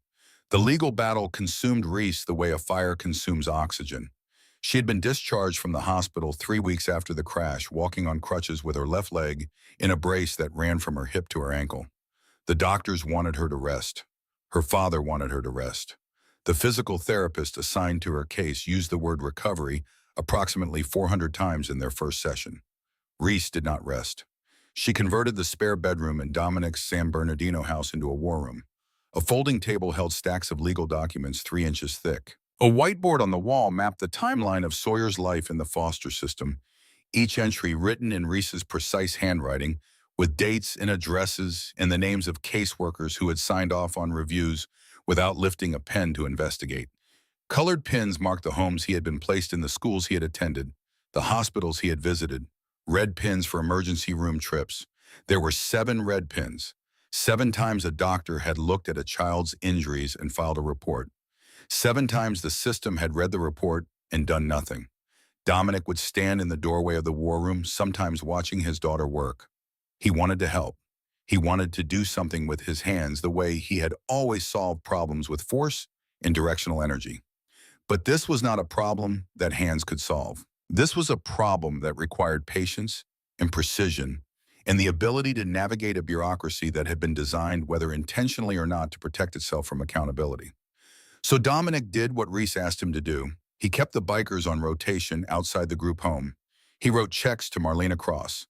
He drove Reese to meetings when her leg was too stiff to work the clutch on her car. He carried boxes of documents from the house to Marlena's office. He was the engine. She was the driver. Marlena Cross was the legal engine, but Reese was the architect. She spent her mornings on the phone with Marlena reviewing filings and strategizing motions. She spent her afternoons on the computer, researching California foster care law case precedents and the specific regulations governing interstate custody disputes. She spent her evenings making calls. The calls were the hardest part. Sawyer was not Wade Purnell's first foster child. He was his sixth. The other five had aged out of the system at 18 and scattered. Finding them required a combination of public records, searches, social media tracking, and the particular skills of a private investigator named Reuben Ott, who Marlena had hired and Reese directed. The first former foster child they found was a 22-year-old woman named Della, working at a laundromat in Stockton. Reuben called her. She hung up. Reese asked Reuben for the address. She drove to Stockton. 6 hours on crutches in a borrowed car because she could not ride with Dominic on the bike, and she refused to let anyone else make this trip for her. She found Della folding towels behind the counter. The girl was thin and jumpy and would not make eye contact. "I'm not here from the state," Reese said. She sat down on a plastic chair near the dryers and set her crutches against the wall. "I'm not a social worker. I am not a lawyer. I am the girl from the news, the one who was trapped under the van." Della looked at her. Recognition flickered behind the wariness. "The boy who saved me," Reese continued. "Sawyer, he is in a group home right now because he ran away from Wade Purnell. The state wants to send him back. I am trying to stop that, but I need someone who can tell a judge what that house was really like." Della's face closed. "I do not want to talk about that." "I know," Reese said. "I am not going to ask you to relive it. I am going to ask you one question. If there was a 16-year-old boy in that house right now, would you want someone to get him out?" Della stared at the towels in her hands. Her fingers were trembling. The dryers hummed around them. A clock on the wall ticked. "He used to lock me in the closet," Della whispered, "when I cried too loud. He would put a chair against the door and leave me in there until morning." Reese did not move. She did not reach for Della's hand. She did not say, "I am sorry." She had learned in her victim advocacy training that premature comfort can shut down disclosure. So she sat still and she listened, and she let the silence be a container for whatever Della needed to put into it. Della talked for 40 minutes. When she was done, her face was wet and her hands had stopped shaking. Reese drove to 2 more cities that week. She found a 24-year-old man named Curtis sleeping in a shelter in Fresno. She found a 20-year-old woman named Jolene waitressing at a diner outside Modesto. The conversations followed the same pattern. Resistance, recognition, and then the dam breaking. 3 former foster children agreed to testify. 3 people who had been invisible to the system for years, whose suffering had been filed under no further action, who had carried their scars in silence because no one had ever asked them to speak. Reese had asked. Back in the courtroom, the months ground forward. The proceedings were held in a federal courthouse in Las Vegas, a jurisdiction compromise that satisfied neither California nor Nevada, but was close enough to the group home that Sawyer could be transported for hearings without crossing state lines. The state's prosecutor was a man named Bledsoe. He was tall and thin and perpetually damp, as though his body could not regulate its temperature in the desert climate. He sweated through his shirts during hearings and dabbed at his forehead with a handkerchief that he kept folded in his breast pocket like a surrender flag. Bledsoe's strategy was simple and effective. He did not defend Wade Purnell. He did not need to. His job was not to prove that the foster home was safe. His job was to prove that Dominic Hargrove was worse. "Your Honor," Bledsoe argued during the preliminary hearing, his voice carrying the nasal precision of a man reading from a well-rehearsed script. "Mr. Hargrove is the president of an outlaw motorcycle club with a documented history of violence, drug trafficking, and racketeering. His criminal record includes 3 arrests for assault, 2 for disorderly conduct, and 1 for possession of an unregistered firearm. To place a traumatized minor in such an environment is not merely irresponsible. It is a transfer from one form of abuse to another." The argument landed. The judge, a man named Calloway with a face carved from granite and eyes that had processed every variety of human failure, listened without expression. The gallery murmured. The bikers in the back rows shifted in their seats. Marlena Cross was patient. She did not flinch at Bledsoe's recitation of Dominic's record. She did not object. She did not interrupt. She sat with her hands folded on the table and waited for discovery. Discovery was where Reese's 6 months of work detonated like a buried mine. The deposition Marlena presented to the court was 300 pages long. It had been compiled by Reese, organized by Marlena, and investigated by Ruben Ott. It contained photographs of injuries documented by emergency room nurses over a 10-year period, injuries that had been coded as accidental falls and playground mishaps and clumsy tumbles downstairs. It contained school records showing a pattern of absences that coincided with hospital visits. It contained the testimony of 2 neighbors on Fenton Street who had heard screaming through the walls for years and called CPS twice, only to be told that the matter had been reviewed and closed. And it contained a recording. The neighbor directly south of Wade Purnell's house on Fenton Street was a 71-year-old retired postal worker named Arthur Crowley. Arthur had installed a security camera on his back porch 2 years earlier after someone stole his barbecue grill. The camera was motion-activated and recorded audio. On 17 separate occasions over the course of 14 months, that camera had captured sounds from inside the Purnell house. Doors slamming, glass breaking, and a man's voice loud and slurred and unmistakable, screaming threats that the court reporter would later ask to have repeated because she could not bring herself to type them the first time. But the evidence that broke the case open did not come from a camera or a document or a private investigator. It came from the witness stand. On a Tuesday morning in the 4th month of proceedings, Marlena Cross called her witnesses. Della walked into the courtroom in a dress she had bought the day before at a thrift store. Curtis came in a borrowed suit that was too big in the shoulders. Jolene wore jeans and a clean blouse and looked like she might be sick on the floor. They sat in the witness box one after another, and they told the truth. Della described the closet. Curtis described the belt. Jolene described the night Wade had held her hand over a gas burner because she had taken food from the refrigerator without asking. The courtroom was silent. Bledsoe objected repeatedly. Relevance, hearsay, prejudicial. Judge Calloway overruled every objection with a single word and a look that suggested the prosecutor would be wise to sit down. But it was not the witnesses alone that turned the tide. It was Reese. Marlena called her to the stand on the 5th day of the hearing. Reese walked to the witness box on her cane. She had traded the crutches for it 2 months earlier, and she moved with a slight limp that the doctors said might be permanent or might resolve with time. She wore a dark blazer over a white shirt. Her hair was pulled back. She looked older than 19. She did not look like a victim. She looked like a prosecutor. Ms. Hargrove, Marlena began. Can you describe for the court how you came to be involved in the case of Sawyer Kincaid? Reese looked at the judge. She looked at Bledsoe. She looked at Agent Shepard, who was seated in the gallery with her arms crossed and her jaw set. And then she spoke. She described the crash.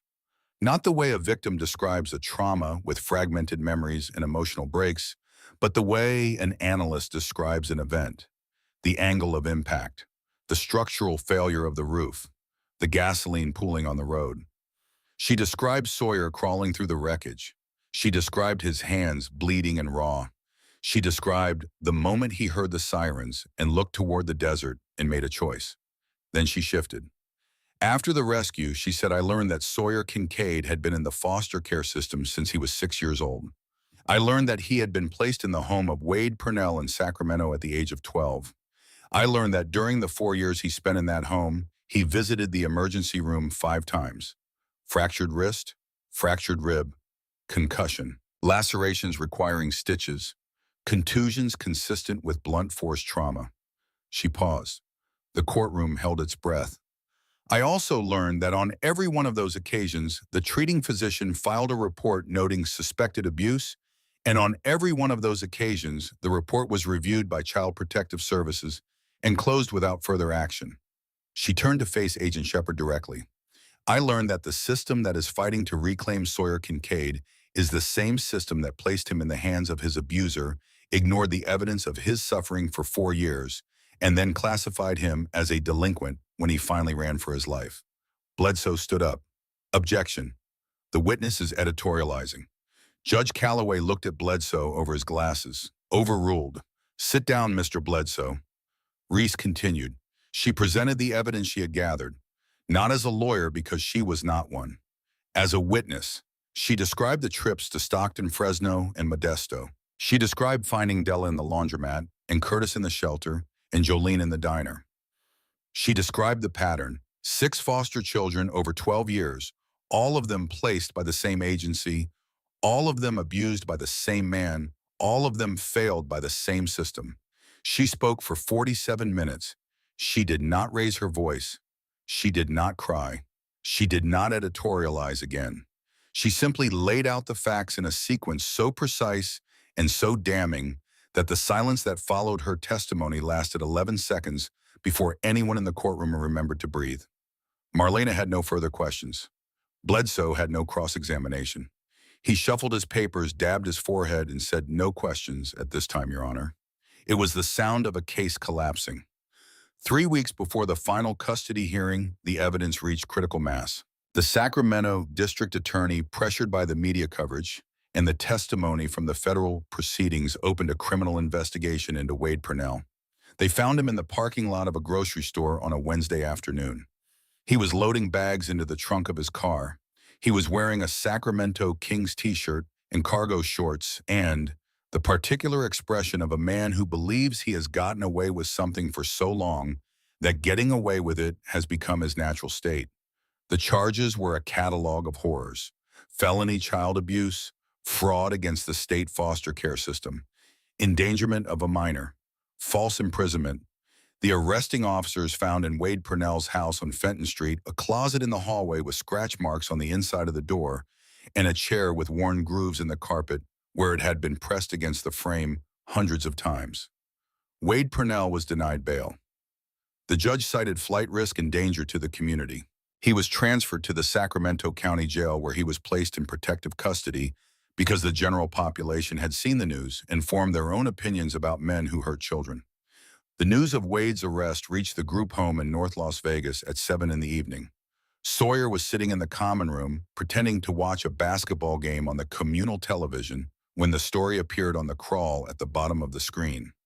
Sacramento man arrested on multiple counts of child abuse. He stared at the words. He read them 3 times to make sure they were real. Then he walked to his room and sat on the edge of his bed and stared at the wall for a long time. He did not feel the way he expected to feel. He had imagined this moment 1,000 times. Wade in handcuffs, Wade in a cell, Wade finally being seen for what he was. He had imagined that the news would feel like freedom, like a door swinging open, like the first breath after being held underwater. Instead, it felt like nothing, a vast, echoing nothing that was somehow worse than the fear, because the fear had been a companion for so long that its absence left a vacuum, and into that vacuum rushed every memory he had spent years compressing into a space too small to hold them. He did not sleep that night, but for the first time it was not because he was afraid, it was because he was grieving. Grieving the childhood he had never been allowed to have. Grieving the years he could not get back. Grieving the boy he might have been if anyone had looked at those 7 emergency room reports and done what Reese Hargrove had done. Believed him. Outside his window, parked under the streetlight, Crank sat on his bike with his arms crossed. He did not move until dawn. But Wade's arrest did not end the custody battle. The state of California still argued that even if the foster placement was unfit, Dominic Hargrove was not a suitable alternative. A convicted felon, a biker club president, a man whose world was built on loyalty codes that operated outside the law. The state wanted Sawyer placed in a high-security therapeutic facility until he turned 18.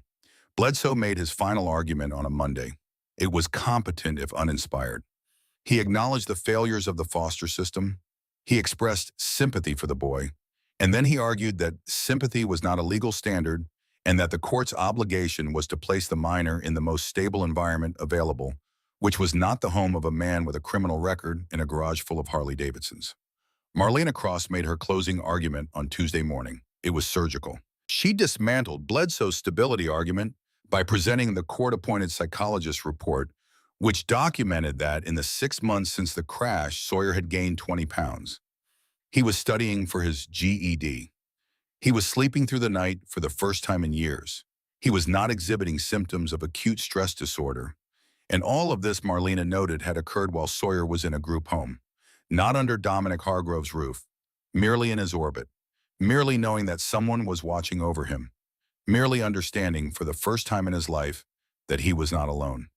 The final hearing was on a Tuesday in April. The courtroom was packed beyond capacity. The usual suits and ties of the legal professionals were outnumbered 3-1 by leather vests. The bikers had come, not 800 this time, but enough. They filled the gallery and spilled into the hallway and stood against the walls with their arms crossed and their faces set in expressions that said, "We are here because this matters." Outside, a crowd had gathered on the courthouse steps. Not bikers, ordinary people, families with children. A woman holding a poster that read Team Ace in hand-painted letters. A group of college students from UNLV who had followed the case online. A man in a Veterans Affairs cap who had driven from Flagstaff because he had been in foster care himself 40 years ago and had never had anyone fight for him. The media was there too, cameras on tripods, reporters speaking into microphones with the courthouse steps as a backdrop. The story had grown beyond the original narrative of a biker siege and a highway rescue. It had become something larger. A referendum on a system that was supposed to protect children and had instead created a pipeline from broken homes to broken lives. Team Ace bumper stickers had appeared on cars from San Diego to Seattle. A GoFundMe for Sawyer's legal defense had crossed 6 figures in its first 48 hours and had since passed $300,000. The money had paid for Marlena Cross and Ruben Ott and the private investigators in the court filings and the endless grinding expenses of a legal battle that had lasted half a year. Dominic sat in the front row. His hands were clasped so tightly his knuckles had gone white. He wore a clean shirt. He had trimmed his beard. He looked like a man trying very hard to fit inside a world that was not built for him. Reese sat beside him. She had graduated from cane to a slight limp that she disguised with a deliberate stride. She held her father's arm. Not for support, to keep him in his seat. Sawyer stood at the podium.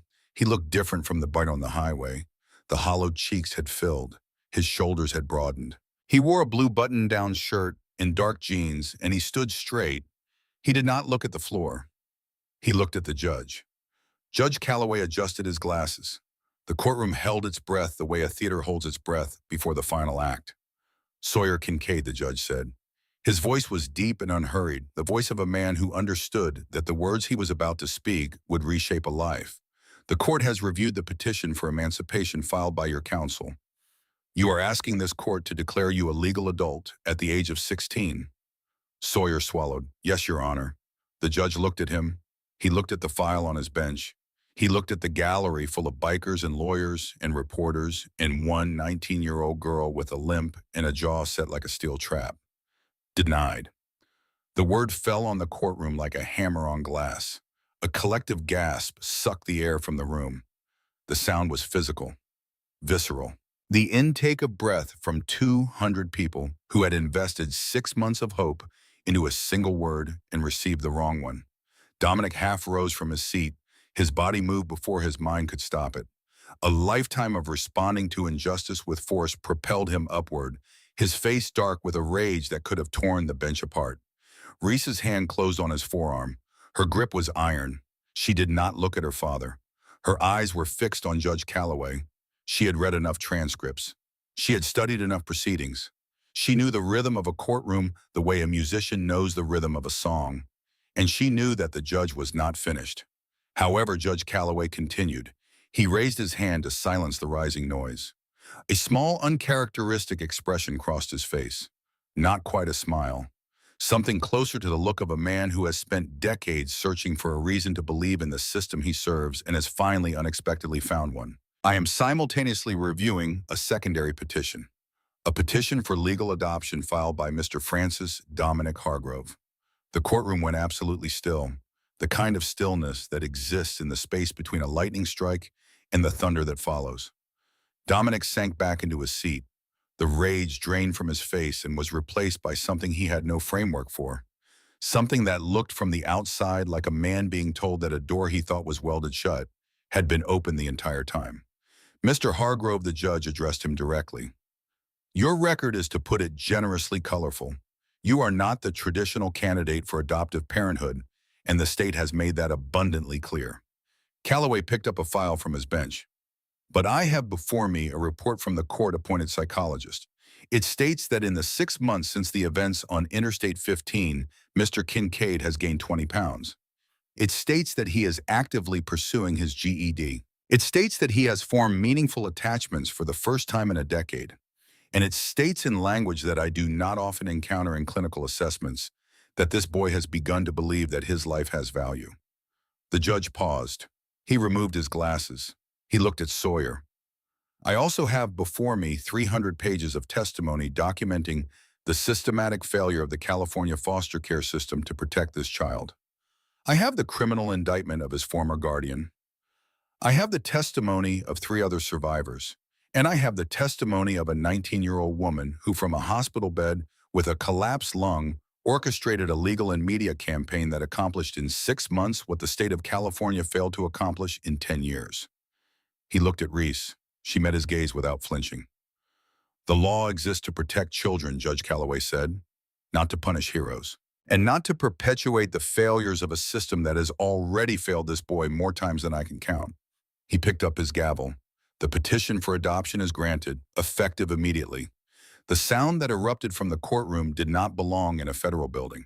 It was raw and primal and joyful, and it came from the chests of men who had spent their lives being told they were the worst of society and who had just witnessed one of their own do the best thing a man can do. It came from the throats of bikers who had ridden through the night and stood in parking lots and slept on sidewalks for 6 months because a girl with a broken leg and an unbreakable will had asked them to. Dominic vaulted the barrier separating the gallery from the court floor. The bailiffs moved toward him and then stopped because there is a point at which protocol yields to humanity, and this was that point. He reached Sawyer in 3 strides. He grabbed the boy and pulled him into his chest. The embrace was fierce and desperate and full of something that had no name in any language Dominic had ever spoken. It was the embrace of a man who had lost one son to his own failures and had been given by the impossible mathematics of mercy a second chance. "Welcome home, son," Dominic whispered. His voice broke on the last word. It shattered like glass, and through the cracks poured 15 years of grief and guilt, and the sudden staggering relief of a man who had finally been allowed to protect someone in time. Sawyer buried his face in Dominic's chest and wept. Not the quiet, controlled tears of a boy trained to cry silently so that the man in the recliner would not hear. These were loud, shaking, full-body sobs that came from a place so deep inside him that they had never been reached before. They were the tears of a boy who had spent 10 years believing that he was not worth the gas money and had just been told by a judge and a father and a sister and 800 men in leather vests that he was wrong. The courtroom did not quiet down. The cheers continued. Bikers who had not shed a tear since childhood wiped their eyes with the backs of tattooed hands. Marlena Cross, who had a reputation for emotional discipline that bordered on surgical, pressed her lips together and looked at the ceiling. Bledsoe sat at the prosecution table with his hands in his lap, and to his credit, he did not object. He did not file a motion. He did not reach for his handkerchief. He simply sat and watched a boy be held by a father, and whatever he felt in that moment, he kept to himself. Even Judge Calloway allowed the disruption to continue for a full minute before tapping his gavel lightly. Not to restore order, to mark the moment. The way a bell marks the end of one thing and the beginning of another. Reese stood behind them. She did not insert herself into the embrace. She stood with her weight on her good leg and her arms at her sides, and she watched her father hold the boy she had saved, and she let the tears fall without wiping them away. Sawyer lifted his head from Dominic's chest. He looked past him. He found Reese.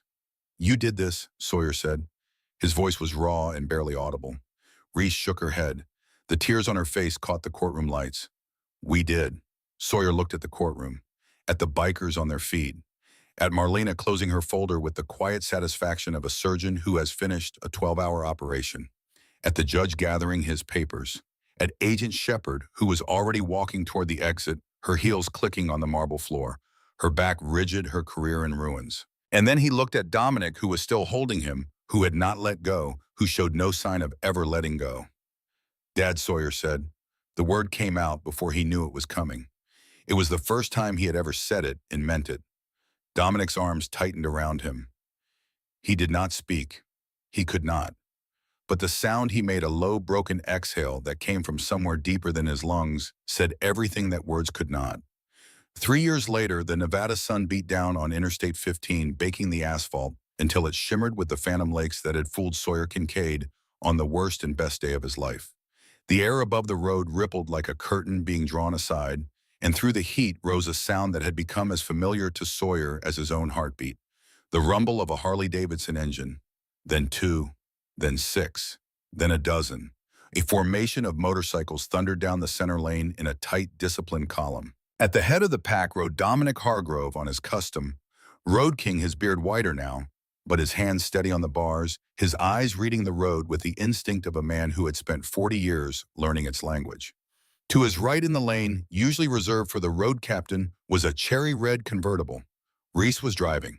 She had graduated from the University of Arizona the previous spring, criminology and victim advocacy. She was working now at a nonprofit in Las Vegas that provided legal aid and counseling to children aging out of the foster care system. She had helped place 11 kids in safe homes in her first year. The 12th was the one riding to her father's left. Sawyer Kincaid, 19 years old. Sawyer Ace Hargrove, as his adoption papers read, though the guys at the clubhouse still called him Ace, and the name had stuck so thoroughly that most people did not know he had another one. He had filled out. His shoulders were broad. His arms were strong from 3 years of working in Dominic's garage, rebuilding engines and straightening frames and learning the mechanical language of the road.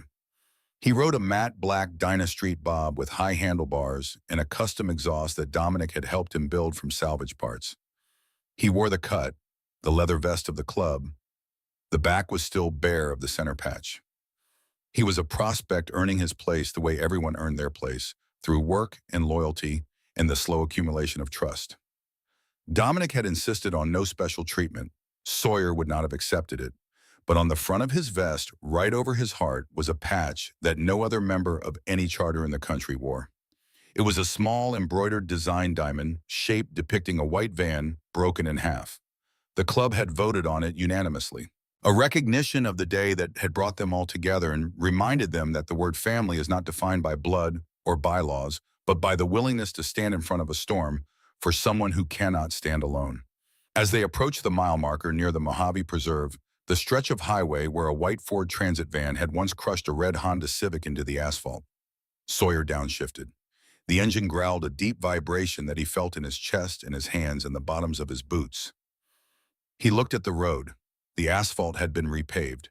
The scars of the fire were gone, covered over by a fresh layer of black that was slightly darker than the surrounding surface. A new guardrail gleamed in the sun. There was no marker, no memorial, no sign that 3 years ago in this exact spot, a boy had crawled through gasoline and glass to hold a stranger's hand. But Sawyer remembered. He remembered the smell. He remembered the heat. He remembered the crushing weight on his back and the sharp edges of metal biting into his shoulder and the sound of Reese's voice cutting through the pain with instructions so clear they might as well have been etched in stone. He remembered the moment he looked toward the desert and thought about running.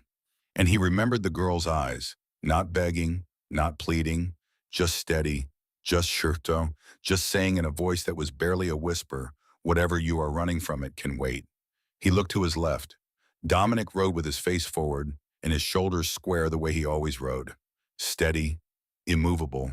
A man who had turned his guilt into a shield and his grief into a reason to keep going. A man who had walked into a courtroom and said, "Give me the boy. Let me try again. Let me get it right this time." Sawyer looked to his right. Reese was laughing at something, her hair whipping in the wind, one hand on the wheel and the other reaching across the passenger seat for a water bottle. She caught him looking and raised the bottle in a mock toast. Even from 20 feet away, even at 70 miles an hour, he could see the scar on her forehead from the crash. She wore it without shame. It was part of her story now, part of their story. She had saved him, not by pulling him from wreckage or fighting off an attacker or any of the dramatic rescues that make for good television. She had saved him with a phone call from a hospital bed, with a drive to Stockton on crutches, with 47 minutes of testimony delivered without a single raised voice. She had saved him by refusing to accept that the system was allowed to fail him, and by dismantling that system's defenses, one deposition at a time, until the truth was undeniable, and the judge had no choice but to see what she had seen from the beginning, that he was worth saving. Sawyer smiled behind his visor. He was not the ghost of Interstate 15 anymore. He was not a case file number or a flight risk or a ward of the state. He was not the boy who ran. He was the boy who stayed. He was a son. He was a brother. He was a prospect on a matte black Dyna with a custom patch over his heart, in a family that had been forged not in blood, but in fire and gasoline, in the stubborn, unbreakable grip of a girl who refused to let go. He twisted the throttle. The engine surged beneath him, catching the wind, eating the miles. The desert stretched out on both sides, vast and golden and indifferent. But the road ahead was a straight black line, pointing toward the horizon, and for the first time in his life, Sawyer Kincaid knew exactly where he was going. Home. They say blood is thicker than water. But on that Nevada highway, a boy and a girl proved them wrong. Blood just makes you related. Loyalty makes you family. It took 802 bikers to hold back the system. But it only took one girl pinned under 3 tons of burning steel to hold on to a stranger's hand and change both of their lives forever.